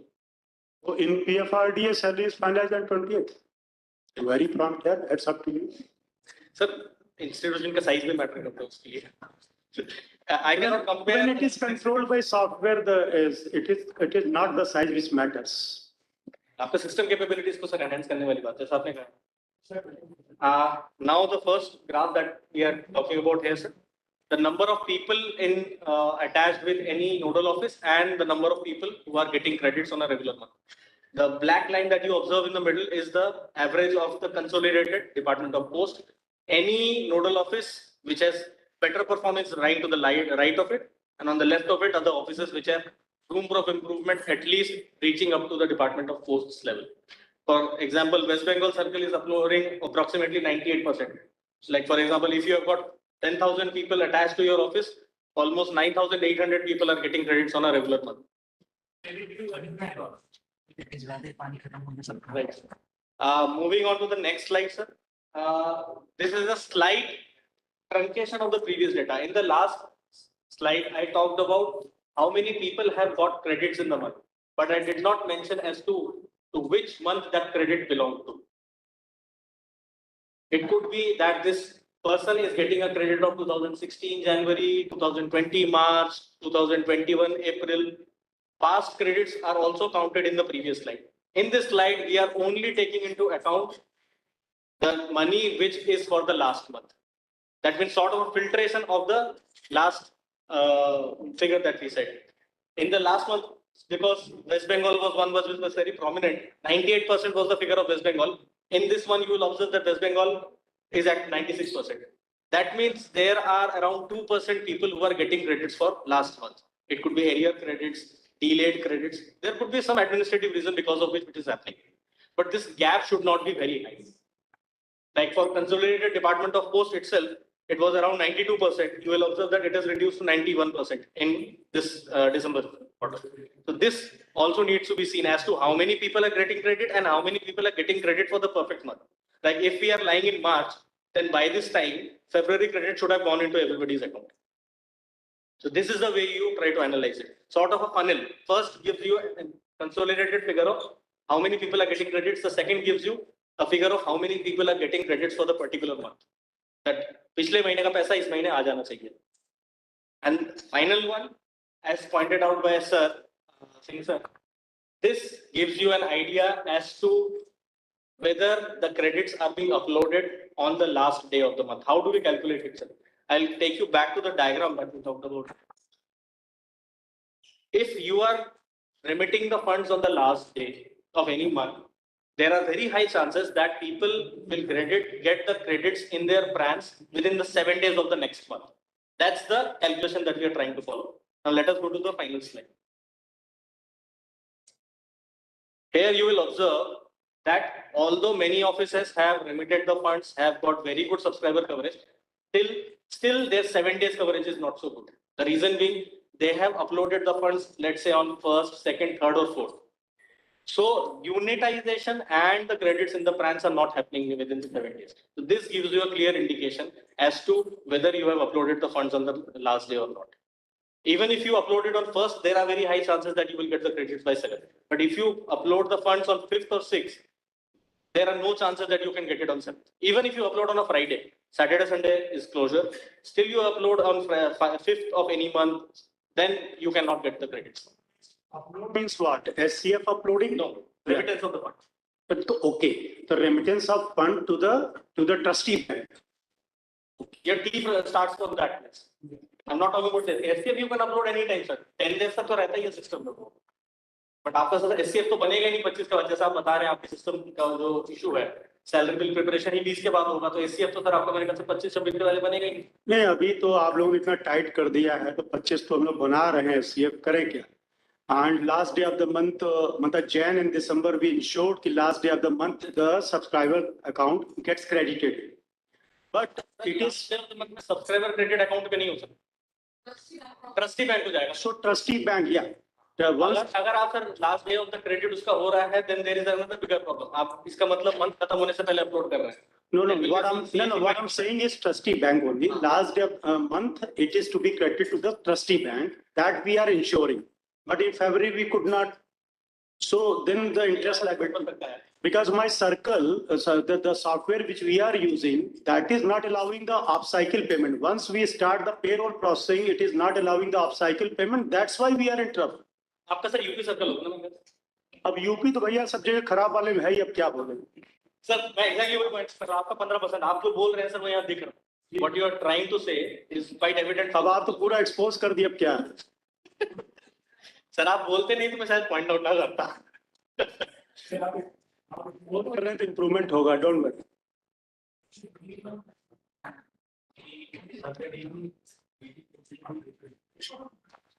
Sir, we have highlighted through CPMG to the DG post also the issue, because in the payroll processing, sir, SEPT is also not ready to amend. They are simply saying no. This the off cycle. We simply requested them that once we start payroll processing, even those times, sir, the off cycle payment should continue. They say this will not be done. So then we got the DO to the DG post written by the CPMG highlighting the issue. The issue was, sir, the 20th, they say that salary should be finalized, 20th of the month. So for finalizing salary and then NPS deduction 20th, we have to start payroll processing on 15th of the, because it also takes 5 days. So if we start payroll processing, the off-cycle payment stops. Then a lot of halla bulla. So then we are somewhere 20th or 21st we are starting, so that the SCF is uploaded by 25th or 26th, and then last day of the month the trustee bill gets credit. So then by doing this, sir, my system is under stress, undue stress, number one, and number two, 10 days complete off-cycle payment is not made. I don't know how other circuits are doing. They are starting on 25th and they are crediting the trustee bank the last day of the month. So efficient they are. I have to learn how this is being done. In fact, I have got very great knowledge. I would like to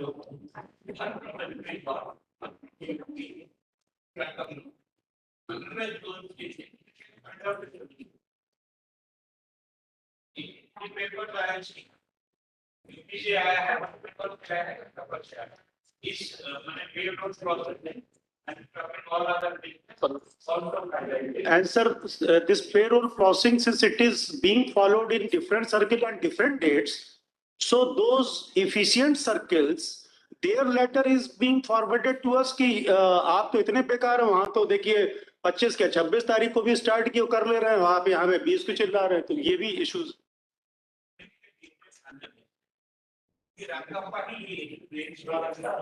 उसके बाद आपका आया that should be some order which you claim that you get. Paper they are going to take time. So they have shown me some order issues by judgment or इसको follow किया है. तो उसको analysis करके. तो waste Bengal सुनिए, अरे भैया वेस्ट बंगाल ने लास्ट डे किया क्रेडिट, हाँ थोड़ा पीछे, तो ज्यादा आगे है, थोड़ा पीछे आप बोल रहे हैं ना, नहीं आप बता दीजिए.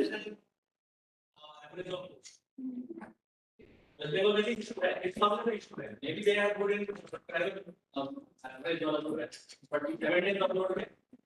We have to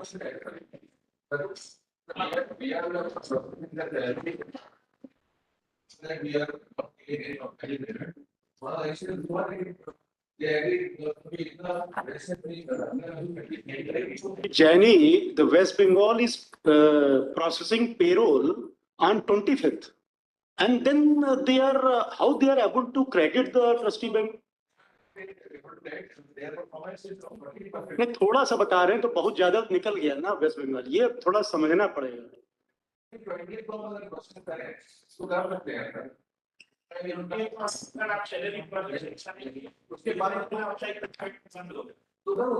पांच दिन सर, नहीं 20th करेंगे 30th तक सर बंद हो जाएगा. नहीं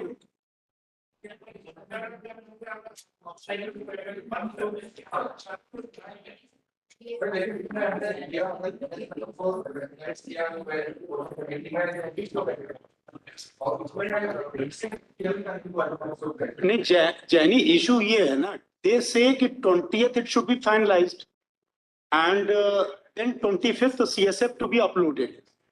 So if we are starting on 20th, that means within 5 days, 5 days it takes, so another 2 days to upload the CSF, then crediting the, so you are putting your system under tension, na? है ना, 1-2 दिन भी अगर last day of the month से अगर 1-2 दिन भी उधर स्किप किया, then interest liability is there as per rule 8.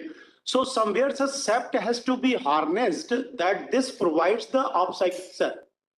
And it should be done uniformly all the time. Analyze and we will find out a solution. ठीक है, जहाँ ये कर रहा है 28 को बोल रहे हैं आप, 20th how the circle is running, that I need to understand. ठीक है, 20th हम भी कर रहे हैं सर, लेकिन उससे क्या है कि डिफरेंट जो CPMG या जो कनपा से आ रहा है लेटर कि मेरे आप यहाँ पे ये कर रहे हैं, कलकत्ता में देखिए वो हो गया, वहाँ ये हो गया, नहीं इसमें कहीं there is confusion because there is no uniform order. We will issue an uniform order after analyzing the.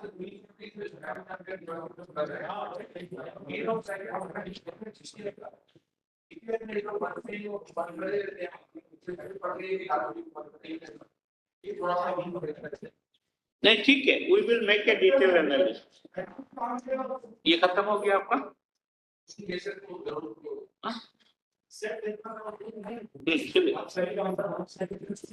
This is an important issue. Customer satisfaction का एक issue है. Sir, may I have your attention? Thank you, sir. Now the scheme preference change from 1st April 2019, the government subscribers have been allowed to choose PF and scheme. So in the system, it goes for authorization to the nodal office. Now, in this, I have highlighted as to how many schemes are pending for authorization at level of the office. Like 0 to 1 month, not such a big an issue. Maybe I have picked up the data till December, maybe they have been authorized by this time. But anything which goes beyond that period, like there are cases where more than 12 months have passed since the PF and scheme change request has been raised into the system and it has been not been authorized. So I think this is an area which needs to be seen and done away with. Nodal officer. There are 2 ways you can do it, sir. So no, there are as on date, sir, the process is like you can do it like for you are a subscriber. You have your brand, you go into the system, you raise a request for scheme and PF change. It goes into the system, but finally it goes into the level of the nodal office. They will authorize it. Post that, the scheme and PF change will take into effect. You are talking about the subscriber has done this change process. Initiate but nodal officer has not authorized. मतलब ये system में मुझे दिख रहा है sir, ये initiate हुआ है, रिक्वेस्ट एक्नॉलेजमेंट नंबर जनरेटेड है, बट वो आज के दिन में ऑथराइज नहीं हुआ. नोडल ऑफिसर कौन हुआ? PA. NPS के लिए PO. And now the sir exit and withdrawal process. तो अपने यहाँ सर प्रिंसिपल PA और daily nodal officer. No, that's a separate arrangement. अच्छा. वो डेटा कलेक्शन के लिए और ऑडिट से रिलेटेड जो इश्यूज हैं. First criteria, non-initiation of online withdrawals even after superannuation. In his slide, Pandey sir had highlighted that prior to 6 months of the person's retirement, claim ID is generated in the system. Now, I am talking about a case where this person has retired, for example, on 31st of December, but more than 12 months have passed, 48% of the cases are there in the system. Superannuated, but still not initiated. There are actually 3 parts to the exit process. First is initiation, then verification, then authorization. I am talking about the first leg itself, and they have not been initiated in the system. So that's the first. Even this data is available for DDO login. DDO can go through the login and see how many exit ID has been created before 6 months. So for that purpose, we will have to. तो generally ये आपका 6 महीने का इसलिए रखा जाता है ताकि आपके पास एक एम्पल टाइम रहे, आप उस पर्सन के साथ बात कर सके. ये KYC डॉक्यूमेंट्स है, बैंक अकाउंट अगर नहीं है, चेकबुक नहीं है, आपका आधार में एड्रेस अपडेटेड नहीं है, सारी चीजें आप 6 महीने में करवा लें. बट पोस्ट 6 मंथ्स जब वो रिटायर कर चुके हैं, उसके बाद इन चीजों की कवायदों में लगेंगे, बहुत वक्त लग जाता है. लॉगिन नहीं कर रहे हैं, वो थोड़ा सा इंस्ट्रक्शन देना पड़ेगा। आप ही इंस्ट्रक्शन दोगे। इसमें sir video All the attention of the house, 75% of the house belong to NPS generation. You understand the difficulties. क्योंकि कहीं आप इसमें से एक विक्टिम तो नहीं बनोगे कल। If you don't streamline the process, you may be a victim of this process. तब तक अभी तो कम से कम पेंशन में हम लोग अपना गुजारा कर रहे हैं और आपका जो इन्वेस्टेड मनी कहाँ जाएगा किसी को पता नहीं है। So please be attentive and the issues that are being highlighted needs to be addressed properly. Now moving on to the next criteria, the delay in authorization of online withdrawal cases. Like whenever the system में जब वो initiate किया जा रहा है, generally 0 to 3 months में 90% या 90% के ऊपर के cases आपके authorize हो रहे हैं. But there are cases where the authorization is taking post 3 months, even after initiation in the system. So concentration on the second 3 to 12 months. That is the point of concentration. 0 to 3 months, still a big time. Logically speaking, it should be done in the first month itself. अगर उनके सब चीजें हैं available. I have just clubbed them down to 0 to 3 and 3 to 12. जो आपके 10% cases ये यहाँ नहीं होने चाहिए. This orange, first bar orange should be bigger and the second should be 0. It should be 100% in the first one. Ideal situation. Now, after the authorization and complete processing, the documents need to be submitted to the CRA. Now, this is the status where the documents have yet not been received by CRA in respect of many cases. तो हम ये सब officer से request करते हैं अगर कल के दिन में इनमें कोई भी ऑडिट का क्वेरी आता है, कोई लीगल मैटर आता है, retrieval of those documents from CRA is much easier than retrieving it from your DDOs. क्योंकि यहाँ पे डिजिटाइजेशन होके वो डॉक्यूमेंट बहुत अच्छे से रहते हैं. Even whenever we are receiving some legal cases, we tend to talk to them and just get the documents within a very short notice. Getting them out of your DDOs from some bundle which is kept at the end of the office, it's very difficult. So kindly sir, जो भी ऐसे cases हैं जो कि authorize हो चुके हैं system में, जहाँ पे सर आपका lump sum annuity का पैसा जा चुका है, वो system सारे documents लेके system में already हैं, but वो hard copy documents CRA के पास भिजवा दीजिए. कितने डेथ केसेस मेनली 2% है, मोस्ट ऑफ द केसेस जहाँ पे डॉक्यूमेंट्स नहीं दिए गए हैं 80%, 87% ऑफ द केसेस है एंड प्री मेच्योर एग्जिट के 11% केसेस है जहाँ पे डॉक्यूमेंट्स अभी तक CRA के पास अवेलेबल नहीं. Now CGMS, the centralized grievance management system, just to give a brief of what it actually is, most of the people in this organization would know and I can gladly say that Department of Post का CGMS में जो timelines है बहुत अच्छे हैं. Most of the resolutions which are happening, more than 95% of the resolutions are happening within 30 days, which is actually what the timeline says. Post that, जो आपका resolution timeline है, escalation है, वो हमने यहाँ पे mention किया हुआ है. So I have not talked about the pendencies which are at the level of the POs because pendency बहुत ही rare है. और ज्यादातर हमने बात करके देखा है जो pendencies आपकी होती हैं, which are not accountable to the PO, वो ऐसी कुछ problem है जो कुछ legal matter चल रहा है, जहाँ पे उस PO का कुछ कर नहीं सकते. तो मैंने वो slide नहीं दिखाया, but yes, I have tried to show slide where you can see ये मैंने सर लास्ट 3 साल का डेटा एनालाइज किया है किस तरह के ग्रीवांसेस आपके आ रहे हैं. So on the right I just highlight there are 4 I have highlighted the 1, 3rd and 6th and 7th. There are 3 years which I showed. Blue one is the FY20, orange one is FY21 and the gray one is April to December 21. आप notice करेंगे 7 वाला जो criteria है बहुत peak कर रहा है अचानक, more than double of the last year. अब अगर आप पढ़ पा रहे हैं तो ठीक है, अगर जो नहीं पढ़ पा रहा है, कैन यू गेस वो क्या है? What is the criteria on which you are receiving the grievances? Even I was surprised when I went through this data. I expected कि सर क्योंकि आपका मार्च में CCS रूल्स आ गया है तो these must be grievances related to contribution. These are not related to contribution. These are related to the subscriber details not being uploaded on a timely manner. I'm not sure, but sir, I guess this is related to COVID. Covid में हमारे पास इतने ज्यादा cases आए हैं जहां पे nomination update नहीं है. Because of that awareness in respect of this nomination uploading, nomination को सिस्टम में जाके अपलोड कराना, सही टाइम पे अपलोड कराना, इससे रिलेटेड अवेयरनेस जबरदस्त आई है लोगों में and this is showing over here. मैं सबसे ज्यादा प्रदीप तो जो एक CCS पेंशन रूल में नोटिफाई हुआ है कि आपके पास ऑप्शन है ओल्ड पेंशन स्कीम का. अगर आपकी डेथ हो जाती है, हाँ, तो वो उसकी वजह से बहुत ज्यादा सारे लोगों ने उसको करके दिया है कि हमको ओल्ड पेंशन स्कीम पे ऑप्शन, तो वो भी एक, वो भी हो सकता है अल्टीमेटली सर, वो mix of both. So these are the criteria. और अगर आप 1, 3, 6 and 7 जो आपके हैं, first is contribution amount not reflected in account, delays in uploading of amount, incorrect contribution amount, ये पहले 3 जो हैं आपके, और मैं इन चारों का टोटल कर देता हूँ जो ग्रीन में मैंने दिखाए हुए हैं. They form about 85% of all the grievances that we receive in the system. और मैं अभी तक जितने भी मैंने अभी तक जो क्राइटेरिया और जो सुपरविजन की इश्यूज हाईलाइट किए हैं, इफ यू टोटल देम, वो सारे के सारे यहाँ से एड्रेस होते हैं. आपका कंट्रीब्यूशन सही टाइम पे नहीं आ रहा है, कम आ रहा है, गलत आ रहा है, और आपके नॉमिनेशन, पीएफ चेंज, ये सारी चीज रिक्वेस्ट जो है ऑथराइज सही टाइम पे नहीं हो रही. मूविंग ऑन द पीए और डीडीओ लॉगिंग, अभी जैसे सर से बात हो रही थी, और ये चीज आपको भी बहुत इल्म है इस चीज का कि डीडीओ सिस्टम में लॉगिंग नहीं कर रहे हैं. राइट वाला आप देखेंगे, मोस्ट ऑफ द डीडीओज non-active ही है. Most of the POs, they are logged into the system, they are looking at the dashboard, DDOs are not looking into the dashboard.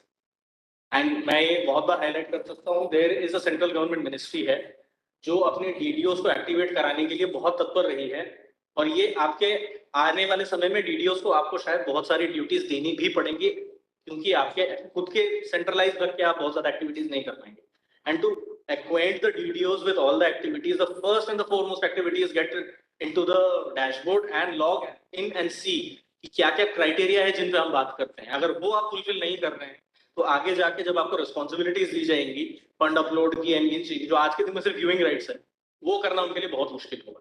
तो this is the first criteria that we talk about. यहाँ पे problem क्या आती है कि sir पुराने जो डीडीओस थे उनमें बहुत लोगों ने अपना पर्सनल ईमेल आईडी उसमें डाला हुआ, तो आज के दिन में जब वो रीजनरेट कराने की कोशिश करते हैं वो जनरेट ही नहीं होता है. सो जो भी यहाँ पे नोडल ऑफिसर्स हैं, काइंडली गेट ऑल द डीडीओस की आईडी लेके आप सीआरए को प्रोवाइड कीजिए कि ये ऑफिशियल ईमेल आईडीज हैं, काइंडली इनको अपडेट कीजिए. उसके बाद उन डीडीओस को टास्क दे दीजिए कि मंथली, क्वार्टरली और fortnightly you have to log in into the system, और देखें आपके किन किन क्राइटेरिया पे आप लैग कर रहे हैं, कहाँ प्रॉब्लम्स आ रही हैं, और ये आपको कैसे सॉल्व करनी है. कल के दिन में अगर आप उनको कोई भी एक्टिविटी देते हैं, उससे पहले कम से कम उनको सिस्टम से एक्वेंट होना बहुत ज्यादा जरूरी है, जो आज के दिन में बहुत lagging. And this status I can say across government sector, it is not just post. I talk about state autonomous bodies, central autonomous bodies, state government everywhere, and the ratio is almost 90 to 95% DDOs not logging into the system. Can you identify the role of DDOs and POs separately and issue an instruction? Dashboard में DDO क्या देखेगा या PO क्या देखेगा? Let them do it monthly. Now this is a call for the DPSs. Dashboard में वो DDO क्या करेगा? We will be issuing some instruction, and please insist they see that, so that many of the issues can be settled. And whether they sit in the oversight committee at region or at circle, many of the things can be reflected, and you can direct people to do whatever they are supposed to do. हम लोग करेंगे, एक instruction issue करेंगे, DDO dashboard में क्या क्या देखेगा. In fact, the mobile and nomination can be updated by the DDOs just by logging in. ठीक है, let them identify what the DDO has to do, what the PO has to do. We will issue instruction on this regard, and let this go percolate down up to division level, at DDO level. Right, sir. Moving on, sir, we are in the final chapter of our presentation, the recent developments in NPS and CG. The CCS NPS rules, I just talked about a few. The timelines for CSRS form submission, they have been highlighted. Then rules reiterated for the timelines. Then NPS contributions, compensation for delayed remittance, which Singh sir has highlighted many a times. And the rules further provide for the fixation of individual responsibility for the HOD or the CCA, which has been highlighted also. And like for the deduction of the TDS and timely remittance of the fund post deduction, if it is not done, there is a provision for that. The same provision has been now made applicable for the NPS also. So the final part, if you can read this is the rule number 8, which Singh sir was talking about. I would just like to highlight the first sentence in this. वो बहुत important है. मैं क्यों आपको मैं इस time बोल नहीं रहा था. In case of delay due to factors not attributable to the subscriber. जहाँ पे सब्सक्राइबर की कोई गलती है, वहां पे ये चीज बहुत समझना जरूरी है. इसलिए मैं बोल रहा था कि शुरू में कि जहाँ पे आपने उसको कंटिन्यूअसली उससे रिक्वेस्ट किया हुआ है, डॉक्यूमेंट दे नहीं दे, वहां अगर डिले हो रहा है that is attributable to the subscriber, वहां पे आपको वो ब्लेम नहीं कर सकते, आपको वो कंपनसेशन क्लेम नहीं कर सकते. That is why I said, if you are requesting to the subscriber again and again, keep a documentation, keep correspondence ready for that. We have written a letter on this correspondent address on this date. This has been received by this such person. He is still not submitted the documents. Now he or she is not eligible to claim any compensation, and there should not be any fixation on responsibility of the office. The CCS rule sir दो तरफा है.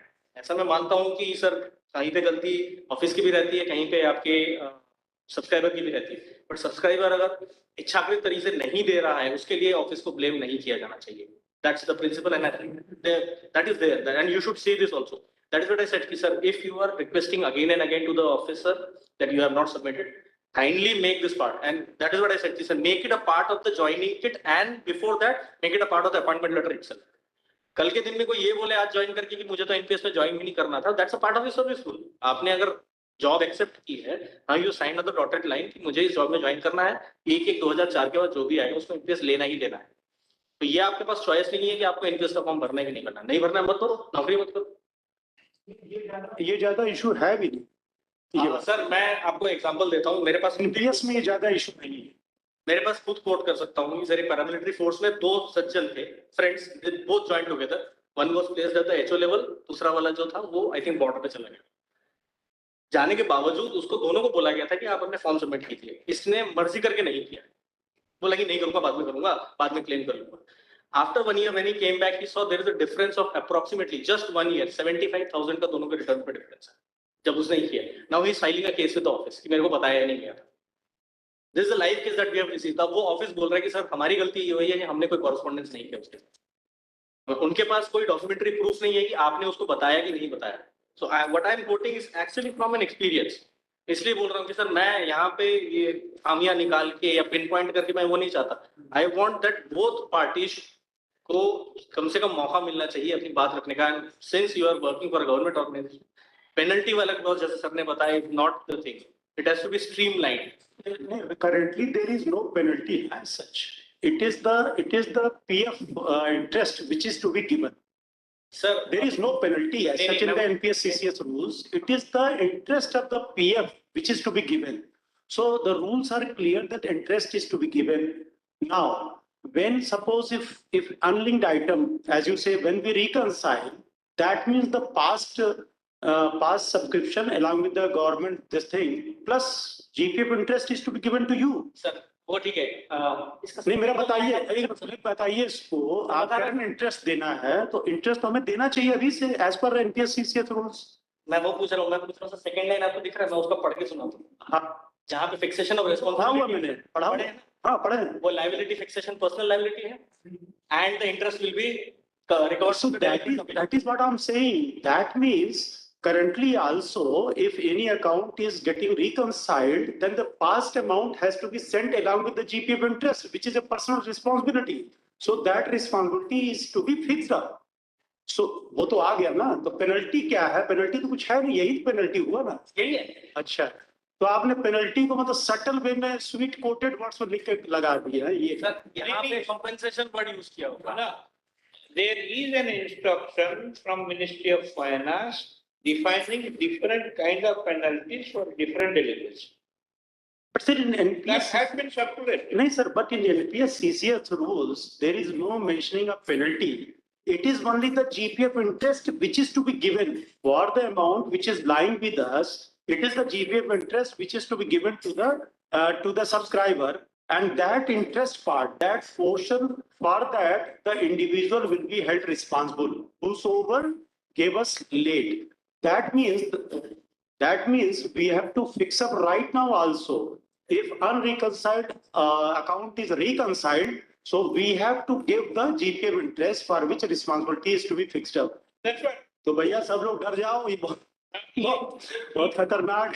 GPF case may be, if some additional interest is to be paid to an individual, who pays the penalty?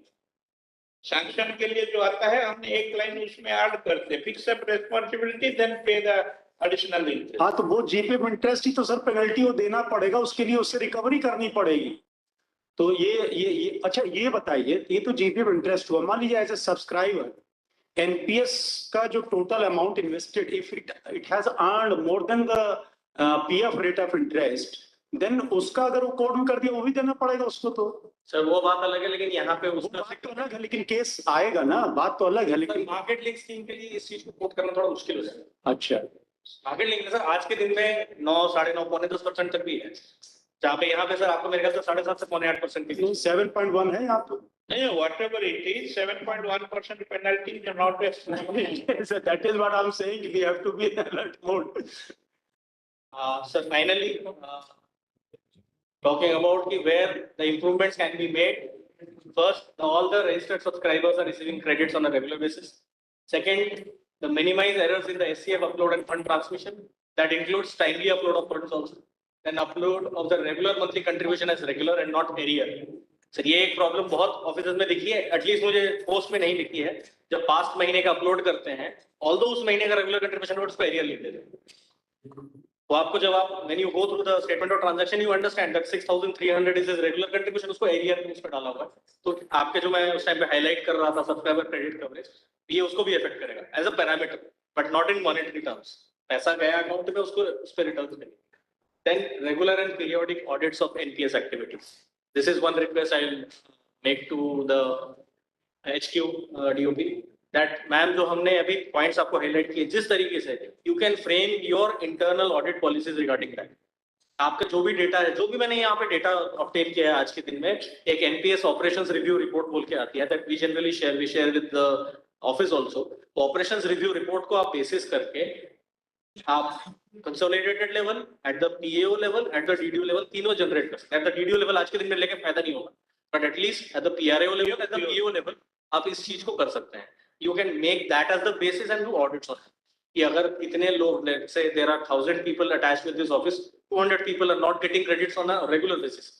200 is a big number. ये 200 लोगों को क्यों नहीं मिल रहा है? क्या 200 के 200 suspended है? That's still unbelievable. There could be a case where 20 people are suspended जिसकी वजह से उनका credits नहीं जा रहा है, acceptable. But ये 200 लोगों को credit क्यों नहीं मिल रहा? Are these 200 people month on month basis पे same है? आप वहां से एनालिसिस करना शुरू कर सकते हो। Ultimately whatever the criteria and whatever the things I have talked about, each of them can be picked as a parameter for audit and you can do it on audit on an internal basis, जो कि आप अपने oversight committee को पेश भी कर सकते हैं। Sir we did an audit, these are the खामियां थी, इनको खामी को पूरा करने के लिए ये एक्शन लिया है। In fact, this is a specific instruction to the PAO to conduct audit of the accounts on monthly basis. It has got two implications. Your audit report should reach principal PAO on monthly basis, and your audit report should be an agenda in your oversight committee meetings. Okay, because it's not individuals, it's a system which is working where some flaw develops at some point of time. So your monthly audit report, I don't know how you have prepared your monthly audit report for the past 5 years. This should be a monthly FIR in each PAO. Send the audit report to principal PAO monthly basis and place it before the oversight committee. So that if any case, if there is some lacuna at the ground level or DDO level, the CPMG can intervene and get the things corrected. And every month, sir, we are getting report from NHDL, detailed, every parameter they give that detail, what is the status. That report can be. Even this dashboard will do, pure dashboard क्या करेगा PO बैठ के? Dashboard they can also take, and that report is very, very useful. No that can also be. And we have done on the basis of NSTL report itself. Now PFID is showing us the path. ये dashboard में ये सब input करके PO review करे, ठीक है? और जहाँ problem है वो बताए। And now, जैसे पार्टी सर शुरू में अपना स्पीच दे रहे थे, he highlighted a point, you have to have a team because it's entirely system based thing, तो process orientation रहना चाहिए rather than person orientation. वो बंदा छुट्टी पे है, उसके चक्कर में पूरा का पूरा काम ठप पड़ा है, ऐसा नहीं। You need to have a team regarding this. It's not a subsidiary activity that you are carrying out. कि ये पेंशन एक्टिविटी और अकाउंटिंग का एक सब्सिडरी एक्टिविटी बना रखा है जिसको हम महीने में 5 दिन करेंगे, ऐसा नहीं है sir. Slowly and slowly this will become bigger as more people join in, more activities start getting into it. So you have to have a process orientation regarding it. Everything is in system. अगर आप वो system process में A B C, ए नहीं है तो B कर लेगा, B नहीं है तो सी कर लेगा, ऑल्टरनेट ऑफिसर्स, ये सब चीज को आपको अगर करना है तो you need to have a team of people, team of 4 people at least who are going to handle this thing rather than as a supplementary activity. And finally, adoption of digital safe practices. मैं OPGM तो आप सब लोग use कर रहे हैं, इसके अलावा भी आपके पास सबके पास आईडीज रहती हैं 2-3, एटलीस्ट उनके passwords and everything should be very secure with you.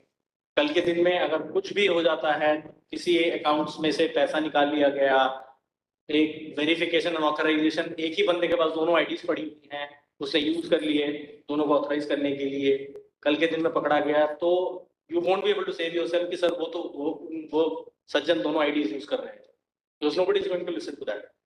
Although practical basis पे हो सकता है कि एक सज्जन यूज कर रहा हो, which is not safe even.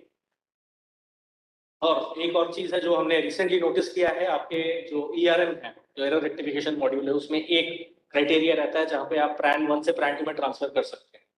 Generally what happens is your nodal officer uploads it and requests you कि सर मैंने ये अपलोड किया, ये गलती हो गई थी, काइंडली ऑथराइज इट। एक ऑथराइजेशन का विंडो रहता है। तो ऐसे केसेस अगर आपके पास आते हैं तो kindly take note of the fact, अगर आपके पास सेपरेट फाइल मेंटेन करनी होगी तो मेंटेन कीजिए, and on a quarterly basis kindly analyze whether the same mistake is being made by the same PO, same mistake is being made in respect of 2 PRANs which are identical, जिनमें बार-बार गलती हो रही है। अगर बार-बार एक ही PO गलती कर रहा है, एक जैसे PRANs में गलती कर रहा है, kindly take note of that. Just don't go by कि उसका मेल आ गया, आपने बिना ड्यू डिलिजेंस करे ऑथराइज कर दिया, because there could be a case कि कल के दिन में वो इंटेंशनली ये चीज कर रहे हैं, आपको उस पर भरोसा है, आप आंख उनके बिना ड्यू डिलिजेंस करे आप उसको ऑथराइज कर रहे हैं। It should not be the case. So with this I finish my presentation and thanks for your time. I am here for the whole day in case you need any other clarifications. Thank you. I have one query. In fact, in Nagpur also we had raised this issue. Rizwan basically had raised this issue. If some NPS subscriber dies, then the government portion, the government contribution along with interest is to be given to the government if the family opts for the family pension, government family pension. So since it is 14%, there it is 10%. So how to, that amount is to be segregated by the NSDL and then that amount is to be integrated. So do we have any resolution for that? So the mechanism is not built in the system where the employee and the employer contribution can be bifurcated. However, that has been derived from the statement of transaction of each of the subscribers. However, we have started with our initiative with building up the system. There have been a lot of feedback from the nodal officers where the employee contribution part needs to be clearly displayed at the time of this non-NPS withdrawal or at the time of the death of the subscriber. So, this information can be readily available to the nodal office so that they can decide on the amount which needs to be provided to the respective person. So that is in progress currently. Otherwise, if anyone requires any kind of information that, an email or a letter will do, where it can be sent to NSDL and we'll be able to provide that data in Excel format to the respective nodal office. Currently, that provision is there. Yeah, we can do that. We can do that. And we are doing that. See, this is an issue. Whatever you see in background, we will do something. There is a compliance officer at headquarters, public grievance officer at headquarters, and centralized audit officer. Compliance at present we have kept with us because it's one point to point between DOP and PFRDA, but it may happen we will also send this compliance component to the circles. Because on the basis of your compliance only, my compliance will go to PFRDA. So please see the compliance system where our liability, statutory liability is there. Please. Can you start? So I will just start with the timeline of PFRDA. As you all aware that Can you take a mic? I'll just sit down.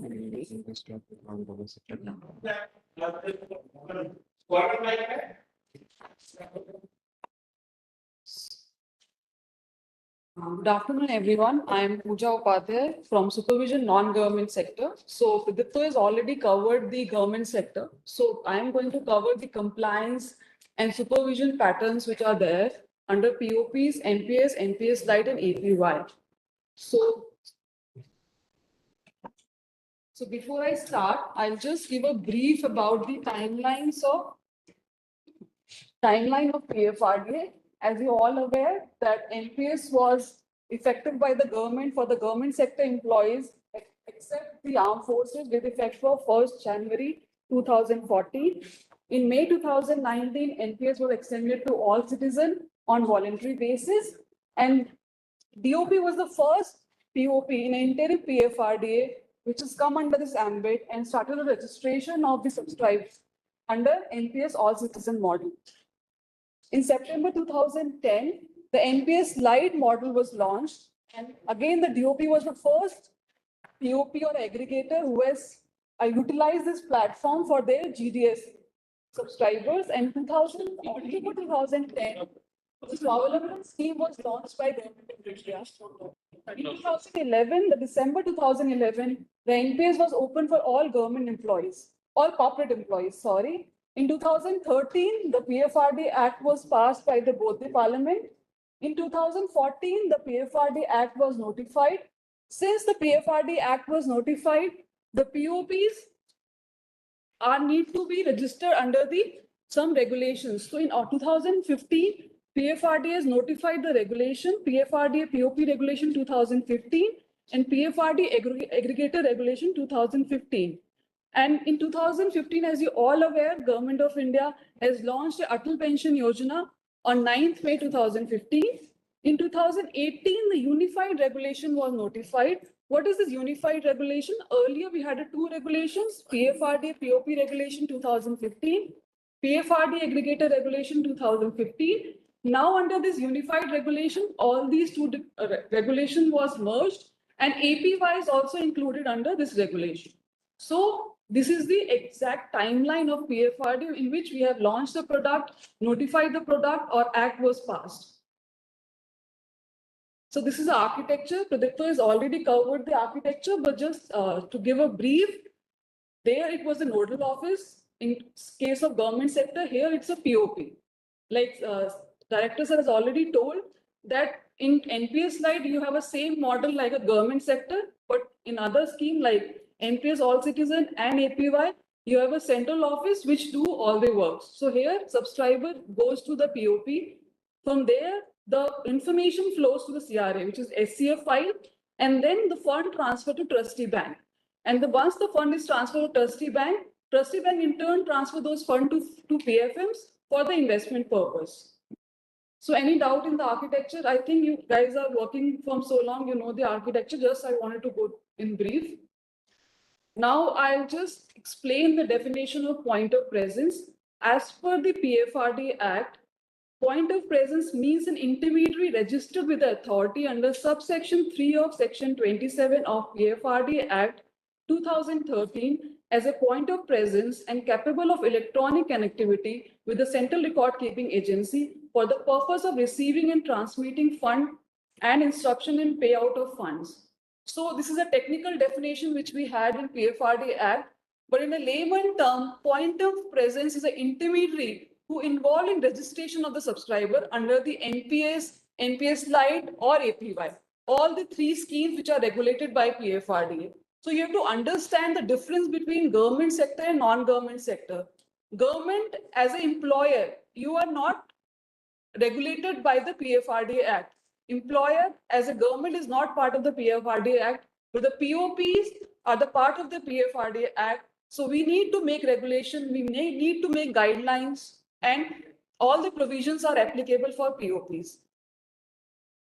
So we have a regulations and guidelines as we draw the power from the PFRD Act to regulate the POPs. So we have a regulation, Pension Fund Regulatory and Development Authority, Point of Presence Regulation 2018. Recently, we have issued an amendment as well. We have 3 guidelines, separate guidelines for each scheme.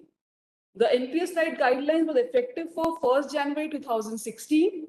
For NPS All Citizen, we have a guidelines from 1st October 2017, and APY guidelines was not there. We have issued APY guidelines in November 2021, but shall be effective from 1st April 2022.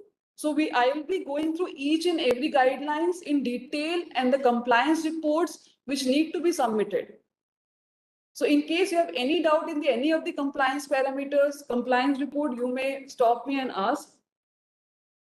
So under this regulation, PFRDA POP regulation 2018, the POPs are to register under separate categories. So we have around 5 categories. So I'll just give you a brief. Under first category, POPs registered. Those POPs are registered for distributing of subscriber through physical or online mode. So DOP is registered under first category, where you can register subscriber either you have an online platform or through your branches. So this is a NPS All Citizen model. Second is NPS distribution and servicing for citizen at large through online platform. These are the POPs who only register through an online platform. We call them a POP online. So high-tech companies which are there in financial sector, they are registered as a POP online who distribute their system NPS through the online mode only. Third category is NPS for the corporates. The POP who are registered as a corporate with PFRDA to only serve their employees under NPS. So we call them POP corporate. Fourth category is NPS Lite, under which GDS is also registered and Department of Post is also registered as a POP. Fifth category is Atal Pension Yojana.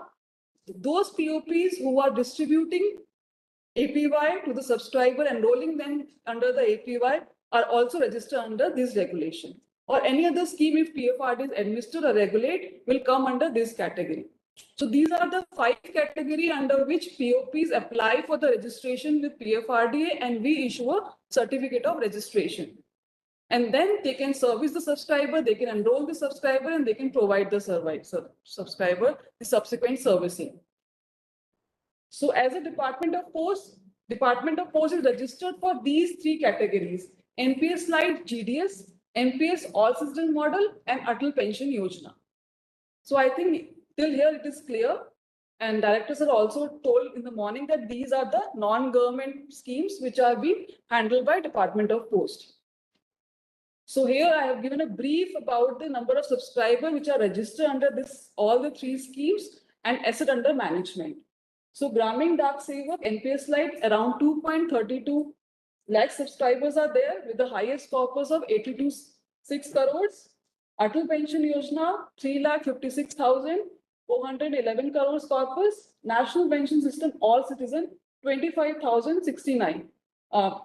As a DOP under All Citizen model, very few subscribers are registered every year. Around 1,000 or 2,000 subscribers are registering every year. Atal Pension Yojana, average of 40 to 30,000 every year subscribers are adding. In Gramin Dak Sevak also, it is static, 300, 400, 1,000, not more than that, as per the recruitment you have for the GDS. So overall, with PFRD and the non-government sector, the subscriber base is 6,14,348 with a corpus of 1,449. And Atal Pension Yojana and NPS are those 2 schemes where you get a revenue from PFRD or from the subscriber. So I'll move to the next slide, which says about the duties and responsibility of point of presence. So since DOP is registered as a point of presence under PFRDA POP Regulation 2018, the Regulation 15 of PFRDA POP 2018 regulation lay down some duties and responsibilities. So first duty of this as a POP has that you have to inform the subscriber about the product. For example, you have a GDS subscriber. He is your own contractual employee, but you have to inform about the product he is enrolling to, what kind of benefit he is going to get when he is retired, what are the contribution he has to make, what is a co-contribution which the DOP is making. So this is initial information you have to inform the subscriber. This is the major responsibility as a POP DOP has. Duties in relation to subscriber registration. So you have to register the subscriber by taking a CSRF form, collecting a KYC document. So these are the activities which you have to perform as a POP. Maintenance of dedicated collection account for NPS activities. As per the POP in our regulation, it mandated that for each scheme, each POP has a separate collection account to ensure their proper collection account mechanism. But I think in Department of Post, you have a separate accounting procedures. So this is not complied with, but we are talking to your head of quarters that how to get these things complied with. But we have to ensure that whatever collection mechanism we use, there should not be unreconciled or unposted contribution. So which need to be taken care of. Servicing of subscriber request, whatever subscriber request you are getting, because pension is a long-term product. So if the subscriber is registered under any of the pension scheme or any of the scheme, NPS, Lite or APY, any subsequent services, name change, address change, PFM change, scheme change, he has to approach to the POP, and then the POP has a duty to perform these activities and assist the subscriber. And the POP has a responsibility that the exit withdrawal regulation which we have, they have to abide with that. Regulation for the grievances has to be resolved in accordance with PFRDA redressal of subscriber grievance regulation 2015. So these are the major duties and responsibilities which are laid down under the PFRDA POP regulation 2018.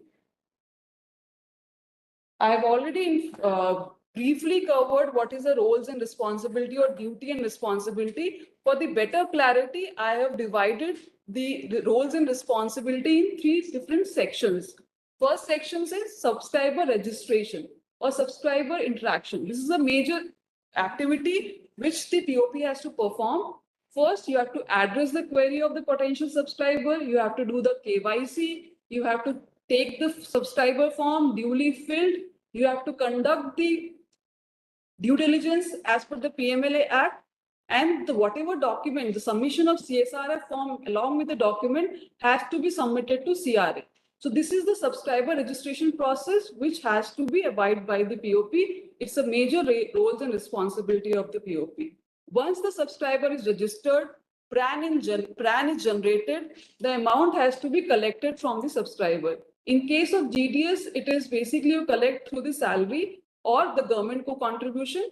But in case of private sector, you have to collect it from the form of check, cash. In case of APY, it is an auto debit from the saving bank account. So in whatever mode you are collecting, you have to collect the contribution and you have to upload the file in the CRA system and transfer that contribution to trustee bank.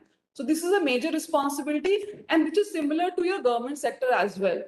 And third responsibility is subsequent servicing. So as a POP, you have to service the subscriber for entire period he or she is associated with the Department of Post, like modification in the subscriber details, intersector shifting. So these are the subsequent requests. You have to resolve the grievance of the subscriber. Subscriber may raise the query or grievances. So we have a system called CGMS, which is there in the government sector also. It is there in the private sector as well. So here, scheme-wise, the login has been provided to Department of Post. So in case the subscriber raises a grievance, it will be tagged to the Department of Post and you have to resolve within the 30 days timeline. So as per the data which I've seen, the Department of Post is fairly resolving the grievances on time, like in non-government sector as well, like in case of government sector. Processing of exit and withdrawal request. So this is also a major responsibility of the POP that you have to do onboarding. So if you see, the responsibility lies from the onboarding of the subscriber under the scheme till the exit of the subscriber under the scheme. So you have to process the exit request and the withdrawal request of the subscriber. So this is the major roles and responsibility of POPs under these 3 sections. So I think it is clear till now. I know little bit duplication will be there from the government sector because the processes are same, architecture is same. But the difference is that non-government sector is governed with the regulations and guidelines where the compliances are more. In government sector, you don't have the compliance parameters or compliance requirement. In the government sector, they don't have. But in non-government sector, we have a specific compliance requirement which has to be abided by the POP. So that's why it seems little complex in nature. But it has to be because it's a statutory in nature. So I'll move with each and every scheme, what are the compliances which need to be covered. So first I'll start with NPS Lite GDS. So under NPS Lite GDS, as I've already told, there's a guideline which is effective from 1st January 2016, under which we have a service standard of aggregator. Service standard for aggregators define that what kind of function the POP has to perform. They have to register the subscriber, they have to service the subscriber, they have to process the exit, they have to pay the compensation in case there is a delay. So paying a compensation is a critical part of the guidelines, which is there in the aggregator guidelines. The standing operating procedure, this says that whatever SOPs are issued by the CRA has to be abide by the POP. So this is major thing. Third is cash management procedure in NPS Lite. Under this, it defines that you should have a credible cash collection system in place. You should have a specific account. You should not have the unposted or unreconciled balance in your collection account. So these are the major responsibility which is given to the POP under cash management procedure. Third is risk management or risk mitigation measure. Risk mitigation measure says that on a daily basis, I think in your structure it's a PRO, you have to monitor what kind of contribution you are getting and what kind of contribution you are uploading. So it means there should not be an unreconciled balance. So it is a responsibility of the PRO. And oversight office, I think it's a headquarter in case of Department of Post, has to ensure that the credible infrastructure is there and PRO are monitoring it on daily basis. So that's a responsibility of headquarter in this sense. Other functions are, you have to do a compliances, servicing, or grievance has to be addressed. We have we have a set of reports which has to submit it on a periodic basis to PFRDA. Earlier it was NPS Trust, but with effect from 1st April 2021, all the compliance reports need to be directly submitted to PFRDA. We have an audit format in place, like in government sector, you don't have any audit format, which you have to define on your own. But here we have a specific audit format, we have a specific audit parameters, which need to be abided with and which need to be submitted to PFRDA on a defined frequency, which we have laid down in the guidelines. Third is a service level standards, so which is a TAT, turnaround time. Directors are already told in the morning session that we will provide the specific TAT for each and every activity. So we have a specific TAT for each and every activity. In case there is any deviation from the TATs, the POP is liable to pay the compensation to the subscriber. So these are the compliance parameters which we are going to see in the service level standard also. It's a repetition, but for the better understanding, I've incorporated it. So submission of registration form to CRAFC. So you have to ensure the forms are collected and submitted to CRAFC on time. SF upload from the date of clear funds.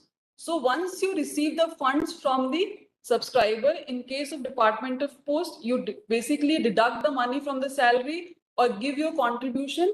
And once you deduct the money from the subscriber and give the co-contribution, it has to be transferred to the trustee bank. I can understand in case of initial registration, you may have the problem of PRAN generation. But for the subsequent contribution, you have to ensure that the SIF is prepared on time and fund has to be transferred on time. Another parameter is processing of service requests, which is I've already told. Any of the requests which you receive from the subscriber has to process on time. Any amount which you have deducted from the subscriber or collected from the subscriber has to be reconciled properly. No unposted or no unreconciled amount should be there. Payment of compensation to subscriber in case of delayed activities. So here is a timelines. So for SIF upload, right now, there is no timelines for the registration of the subscriber under NPS Lite, because in 2015, when the APY was launched, the subscriber registration under NPS Lite was discontinued. Only Gramin Dak Sevak are registering under scheme. That's why the guidelines doesn't incorporate the timelines for registration of subscribers. But we are in process of issuing a new guidelines, which will include the timelines for registration of subscriber for Gramin Dak Sevak in line with the CCS rule, which is T+9 days. So for the SAF upload and fund transfer to trustee bank is maximum T+2. T is the date of receipt of clear funds. So sir, recently we have sent a letter to Department of Post in February itself, where we have rationalized this stat for Department of Post. Since you have architecture which involve circle offices, DDO, PRO in line with the government sector, we have relaxed this stat to T+15 days.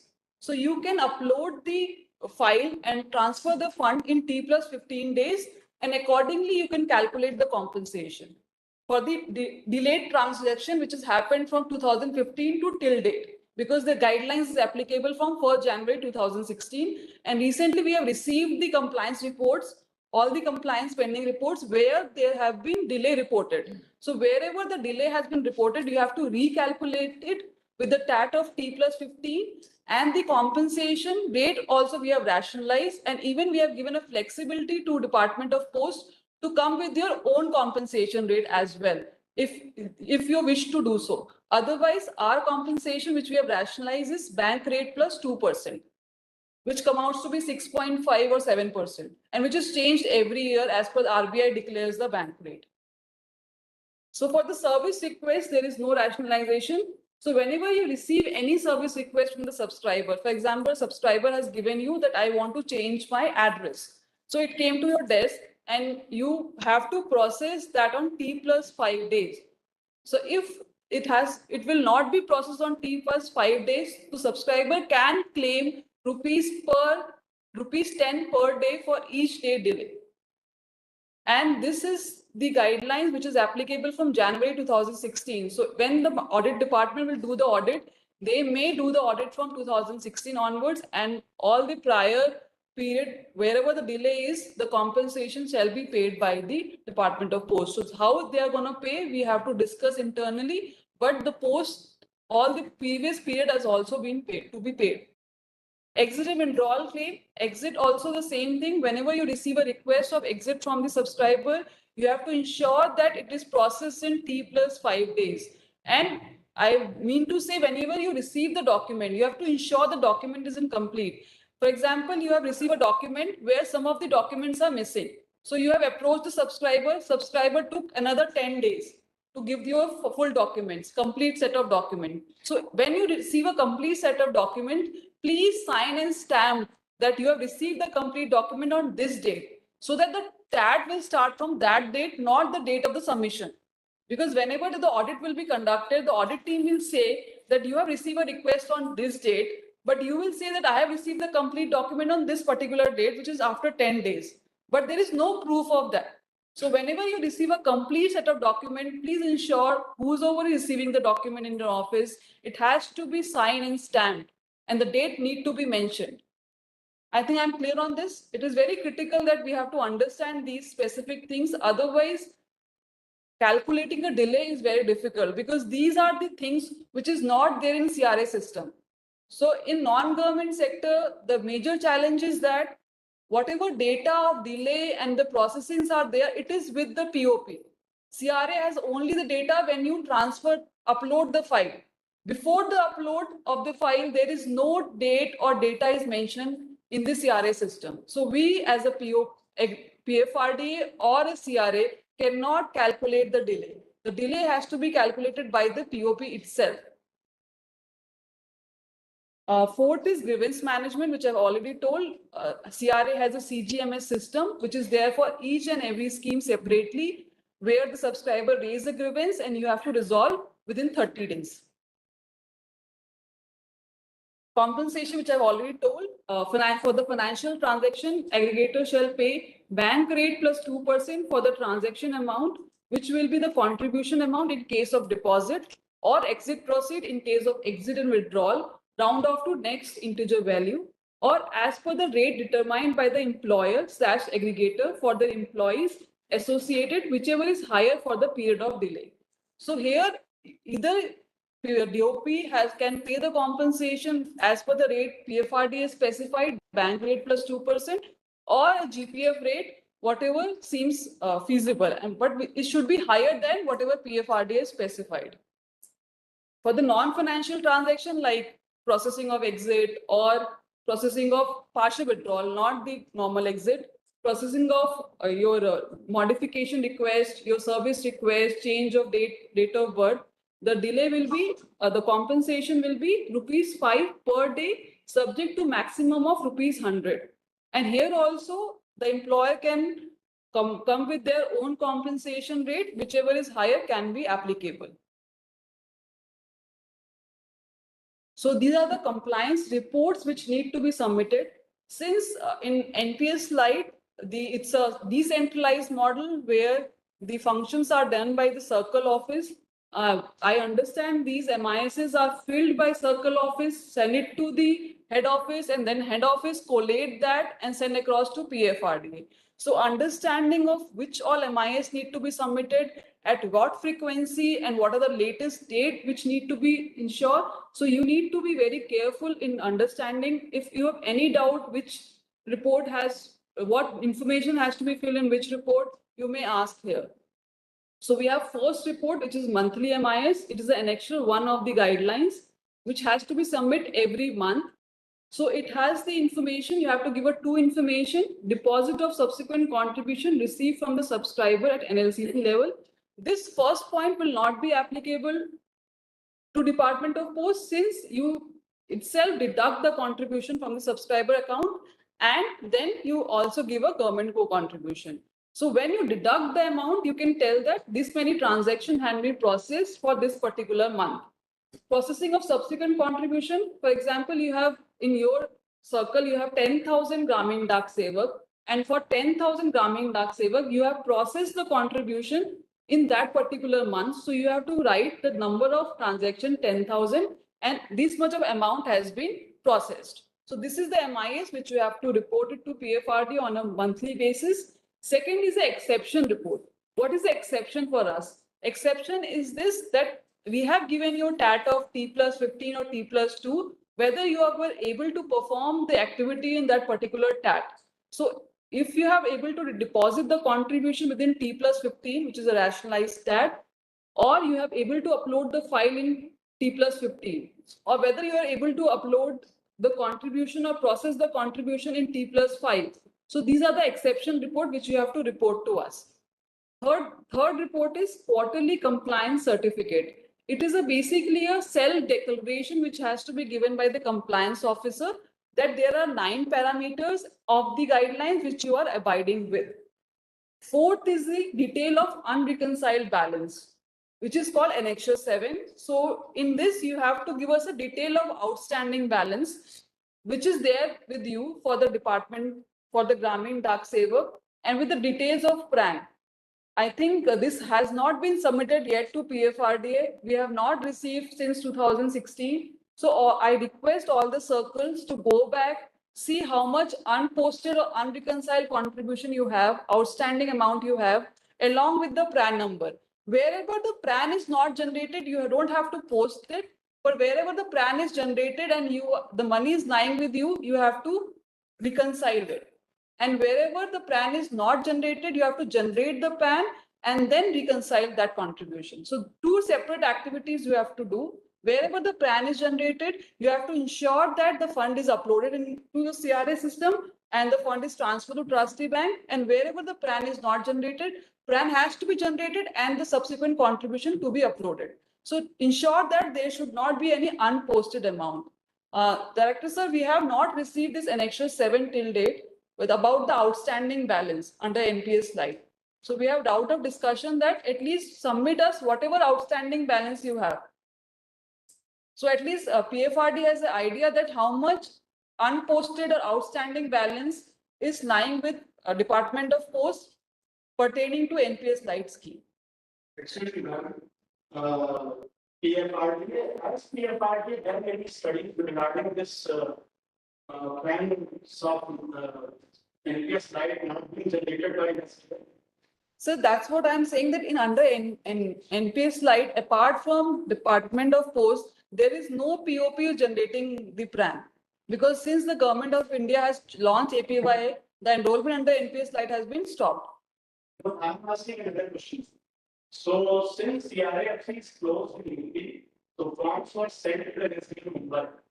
So NCA Mumbai unable to generate the plans. Now, what is the scheme then? So in that case, I think in coordination with NSDL or CRA, we have to ensure this issue should be resolved as. You see this not any. So that's what we don't know, because we have not received the Annexure 7 from Department of Post that how much money is lying with you. Since we don't know that this much money is lying, then how would we know that this amount of plan is not generated? I think with the CD of the FRDA also getting this issue. So somewhere the FRDA has to see this aspect also. That those plans not being generated, we are keeping the money unposted. So हम लोगों को कुछ interest नहीं sir, that's fine sir. Sir, नहीं sir. Sir वो आपको हमारे हम PFRD as a PFRD we also regulate CRA as well.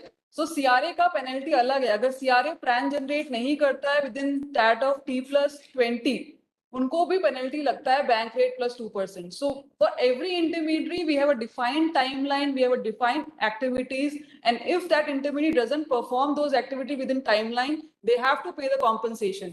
Like a trustee. तो सर हमने नहीं लिया ना, वो सब्सक्राइबर को मिलता है.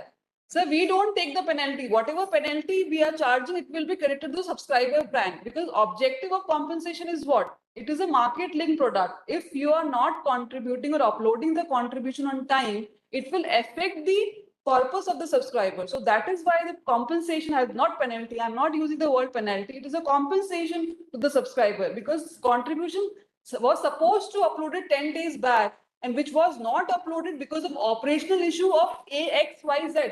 Either it's a POP or NSDL or CRA or trustee bank. Subscriber is affected because any of these intermediaries not able to perform their activity as it was prescribed. So the objective of compensation is very simple, that we have kept the subscriber in mind, and then we have laid down these guidelines. So I can understand there are very much operational issues maybe there. You're highlighting it. This is the first time I'm hearing it, that you have the unposted money, which is because of the non-PRAN generation. Because till now we were in the impression that the PRAN has been generated, but the money is not uploaded on time. Because issue is that I've already told under NPS Lite, we don't get the data till the time you don't report to us. So unposted money is not reported to us till now. And we have been following with Department of Post many times. Even we have raised this with Secretary Sir. After that, many of the MISs we have received. I'm not denying it. We have received the compliance report for all the till February we have received, and that's why I'm able to tell that there was a lot of delays which were there. So these delay has to be resolved. And even we have gone one head that we have rationalized the TAT. We understand there's an operational issue. You have a big network. You have a 3-tiered structure where DDO, DRA, and PRO, which is not there in other aggregators, which like other private sector or banking entities which we have. So we have rationalized the TAT for T+15. And I think government sector, you have T+20 days for processing of contribution. Like on 20th, you have to start the salary cycle. But here we have given T+15. When you deduct the money from the subscriber account, within 15 days, you have to upload the file and transfer the funds. So that you have to understand. And then we have an internal audit report, which we have received the audit report from the Department of Post for the last 5 years. We have some feedback on the report, which we are going to discuss after the end of the session, when I'll cover the compliances reports. So I'll go through the guidelines once.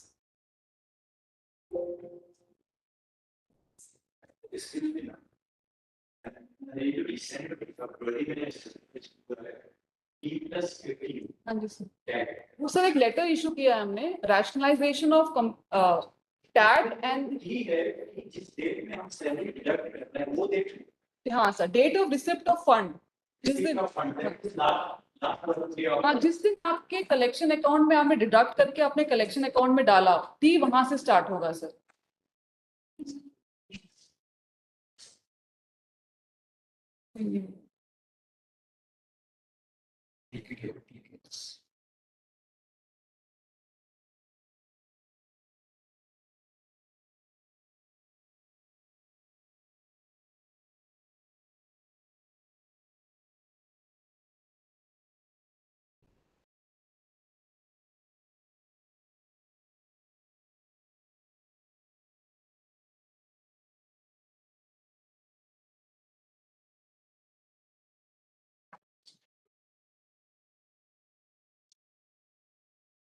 तो आप लोग familiar हैं compliance reports because कितने लोगों ने भेजी है because as we are aware that compliance reports are served from circles.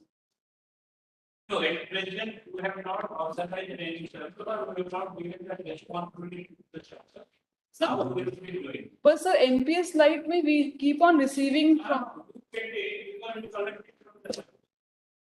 So basically, the owners right in headquarters now. Yeah, that's what. But first level, they send the information to circle. Circle send the information to head office. Head office collate it. Okay. That we are thinking, make it decentralized. After you finish, I will be from this thing. I'll throw up the issue we discussed in my separate. So if you want, I can go through the compliance reports. Otherwise, if not, then I can proceed with the other slides. If you have anything to say about the quality of compliance report we submit, you can discuss. Fine, sir. That we are going to discuss. So just for you look and feel how the compliance report look like, I'll just run through. This is a monthly exception report, very small report, but since the transaction amounts are more, so you have to fill the number of transaction delayed under NPS Lite account. So you have to tell as per the tag how many days it was delayed. So these are the report which you need to submit. Same for the subsequent contribution processing, how many number of delays it happened.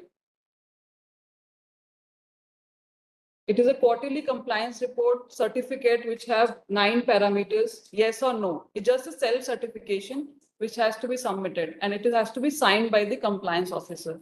So it is done at the center level itself.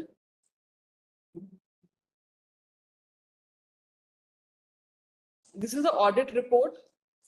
I think the audit will need to be submitted by circle and then internally the circle head office submitted to PFRDA.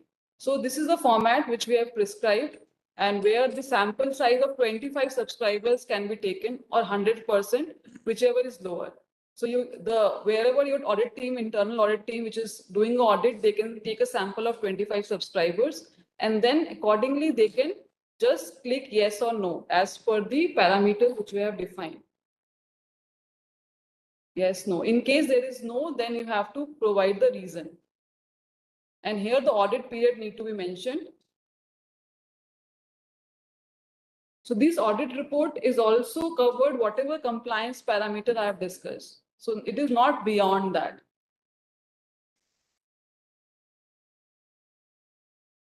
It includes withdrawal, partial withdrawal, whether the books and accounts are maintained properly, whether you have resolved the grievances, handle it properly, whether the contributions are processed on time, so detail of subscriber funds, risk management measures,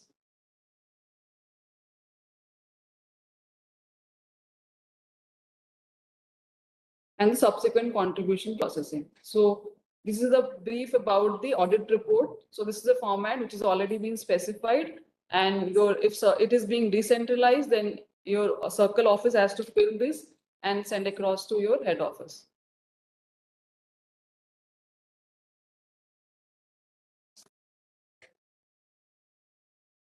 And all the reports, sir, has to be submitted to us online. Because of COVID, we have stopped this physical mode of submission. So all the reports need to be sent it to us, reports-pop@pfrd.org.in through the email ID of the compliance officer. So whatever compliance officer detail has been submitted to PFRD at the time of registration of Department of Post as a POP on the same email ID, from the same email ID, the compliance reports need to be sent. So there are some operational issues I have briefly covered because NSDL is going to discuss the operational issues for all the 3 schemes, which are critical in nature. Legacy cases, like in case of non-government sector, you have a non-IRA cases. Here also, it's only 140 cases where the KYC is not completed. So last time also we have discussed that these number can be shared with the circles so that the KYC can be completed and can be resolved. It's only 140, so can be resolved. It should not show pending from last 5 years, which was showing it. zero contribution subscriber in case of NPS Lite. So this topic we have already discussed in government sector as well. So there are around 10,000 NPS Lite subscriber where PRAN is generated, but there is no contribution which is uploaded. So this exercise has to be done at one time, that whether these PRANs contribution is lying with the circles unposted, or the subscriber is not there, shifted, GDS is no longer working with Department of Post. Whatever the reason, we have to bifurcate it and get the account credited, or otherwise deactivate the PRAN, as we discussed for the government sector. Next is the superannuation cases. So as we know that in GDS, the corpus amount is mainly less than 1 lakh. However, some of the GDS has opted for superannuation, where they've opted for annuity, and 267 PRANs are like this, where the annuity is pending. So now, earlier the case was that the less than 1 lakh corpus, the annuity was not available. But now we have annuity service providers which are also giving an annuity for less than 1 lakh corpus. So for these 267 subscribers, I think we should, Department of Post should process the annuity for these subscribers in coordination with CRA. And another is exit cases authorized, but physical document pending under NPS Lite. So there are around 7,435 NPS Lite cases where exit case authorized subscriber has got his money, but the exit form has not reached to CRA. So this issue was there in the government sector as well. It's an illegal issue. In case anything happened later on, then the document need to be retrievable. So as per the compliance, these physical documents need to be submitted to CRA. So I request that the data can be sent across to all the circles, and if the data documents are lying with them, should be sent it to the CRA. So last is pending initiation of exit despite attending the age of superannuation. NPS Lite, since launched in 2010, it is only 10 years. Still, we have 11,896 subscribers which are superannuated, but they are not initiated. Their exit request is not initiated. So maybe these are the subscribers when the government, they used to get the government contribution. The voluntary contribution was started in 2013. So they may be subscribers which are registered in 2010, and they may not be aware that they are covered under this kind of scheme, which is given by Department of Post. So I think that we had earlier also discussed that if the awareness can be created, or we may contact these GDS to claim their exit, because it's a hard-earned money. Maybe the amount is less than 1 lakh, but it is very important for them if it is it's their money. So I think this has to be taken seriously, and these 11,896 cases should be processed. It will take one-time activity that circles has to reach to the GDS and ask them to initiate the request of exit. Because this money is lying with us, even they are superannuated.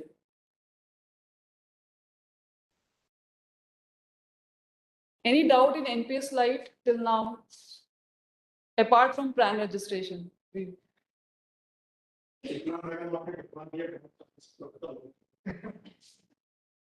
Sir, अच्छा है ना, हर बार head office ही डरता है. Whenever we give the presentation, head office has to feel the heat. So it's because you are the ground level people who are actually working in the ground. So you also understand there are regulatory and statutory compliances which need to be abided with. And it's not like it's with you only, Department of Posts. NPS Lite is with, like, many of the state government has offered this NPS Lite for their contractual workers, like Anganwadi workers, ASHA workers. Labor Department has given to the construction workers. So they are also covered under this scheme. They are also abiding with these guidelines.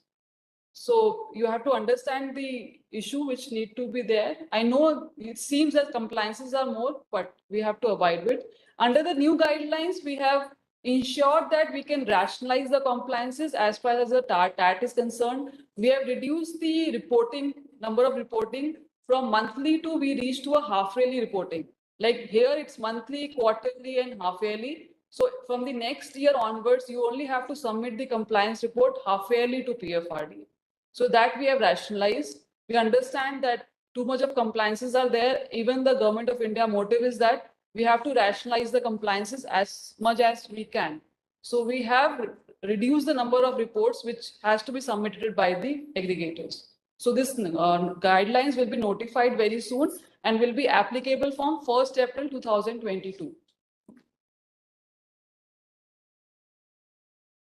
Compliances under NPS all citizen model. This is basically centrally handled by Department of Post. Still, I will cover the guidelines which are there for the better understanding. The guidelines was effective for 1st October 2017. Same like NPS Lite, we have a service standard where responsibility of POPs is enlisted. We have SOP which they have to follow as per the CRA guidelines, grievance redressal, customer due diligence, compliance reports are there, tags are there, audit format is there. So it's in same line with the NPS Lite. So I'm not going in detail. The compliance parameters. Here the compliance parameters are same like NPS Lite, except 2-3 changes like processing of service request. Under NPS Lite, the scheme is standard. The subscriber cannot change the PFM. They cannot change the scheme. Scheme is fixed. In NPS, it's an all citizen model. We have a lot of features are there. The subscriber can change the PFM once in a year. They can change the scheme 4 times in a year. So the subscriber interaction with the POP is more. So the responsibility of subscriber with the Department of Post in the all citizen model is more. Since they are a private sector employees, they come under the NPS gambit voluntarily. They are technically sound. They know the financials. So they want their POP to also service them in a better way. So these are some changes here. Also, POP collects the collects the POP charges. When you are enrolling the subscriber, you are collecting the charges as well. So now we have increased the charges as well for the POP. And here also the payment of compensation. Since it's a private sector where you earn money, you have to pay compensation in case there is any delay. In NPS Lite, apart from Department of Post, other aggregators are also earning money. So since it's your own contractual employees, you have not earning money on that scheme. So if you see the stats are very stringent in the private sector. Here, everything is on T+1 basis. So you have to collect the form on T+1 basis. You have to upload the file on T+1. Request has to be service on T+1. Exit and withdrawal on T+1. Grievance on 30 days, which is common for all the schemes.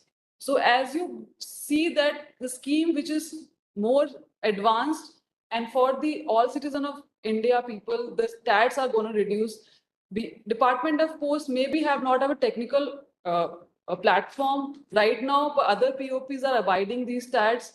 And if we move to the technological platform, I think this stat can be met. And I think CPCT Mysore has to see these stats, and we have seen in the compliance reports, there are very much delays are there, sir, which we have recently received the reports. So delay has to, because here it's a private sector. So here the fee, and we cannot rationalize these stats. There we have rationalized the stat considering the fact that they were their own contractual employees. You were giving them as a benefit. So that scheme we have rationalized. For the all citizen model, there is no rationalization.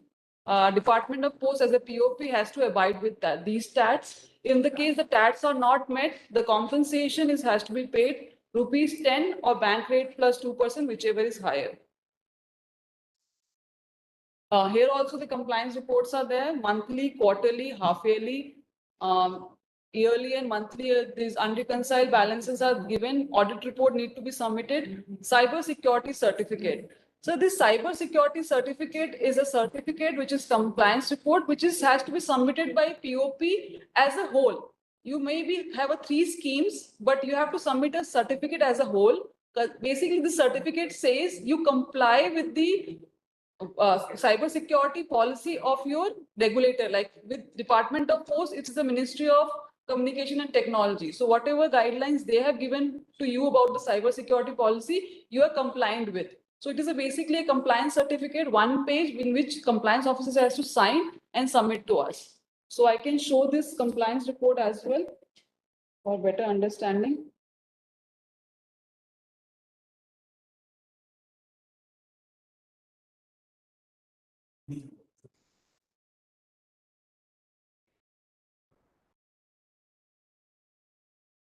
So this is a cybersecurity circular. Just have to give a certification, sir. So you can see this is just a certification which have to be given. This is to certify that name of the POP registered by registration number with pension fund regulatory adhering to the cybersecurity policy as mentioned in the authority and also mandated by our principal regulators. So this is a certificate which you have to give. Just 5-10 minutes.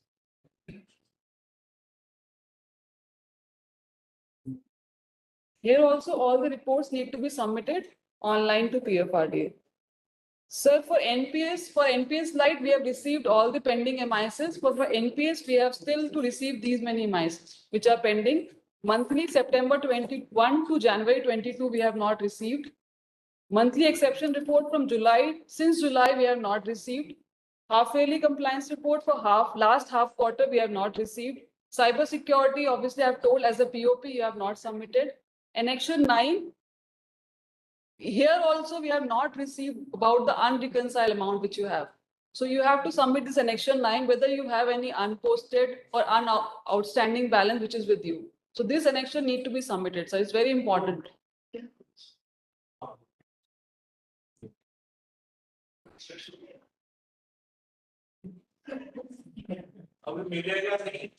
The whole responsibility was taken by director accounts. That's what I will discuss after this. Director account. Under me, you putting in please. I have work from the. Oh, कुछ mark का है दे देता. But shall we break for lunch after we can start? So I'll take 10 minutes. I will finish it off. I am hungry. I Fine, fine. The compliance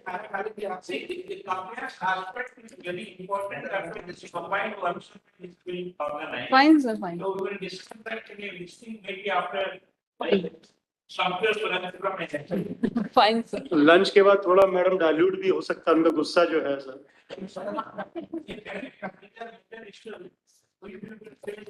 अगर अभी आपने जिंदर जैसे बोल रहे हैं, हम लोग ही तो पीछे नहीं. आप हमको इंस्ट्रक्शन करिए sir. Whatever reports complex to be given करेंगे.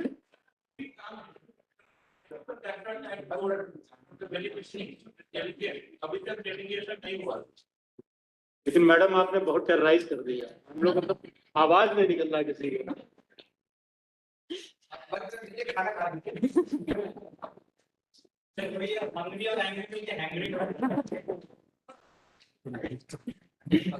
बंद कैसे करना है इसको? We have on it. You are being here for this one. With the email के थोड़ा confused मैं am just doing it. I did not interrupt you because I started. I was carrying it unnecessary. Actually, I have compliance. It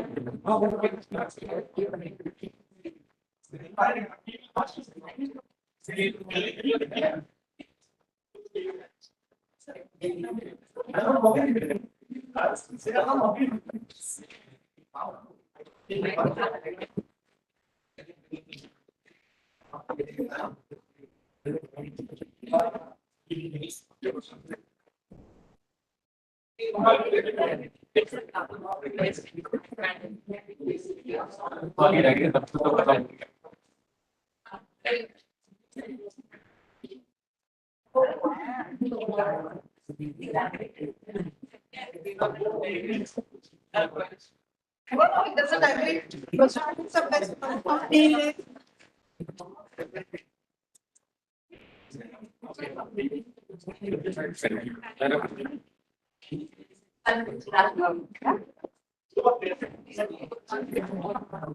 Bombay is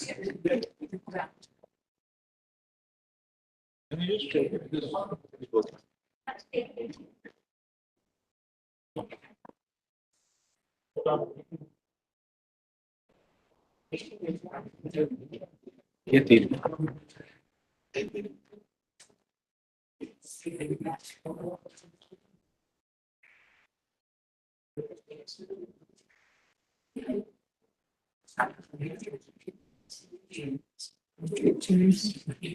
The geophysics.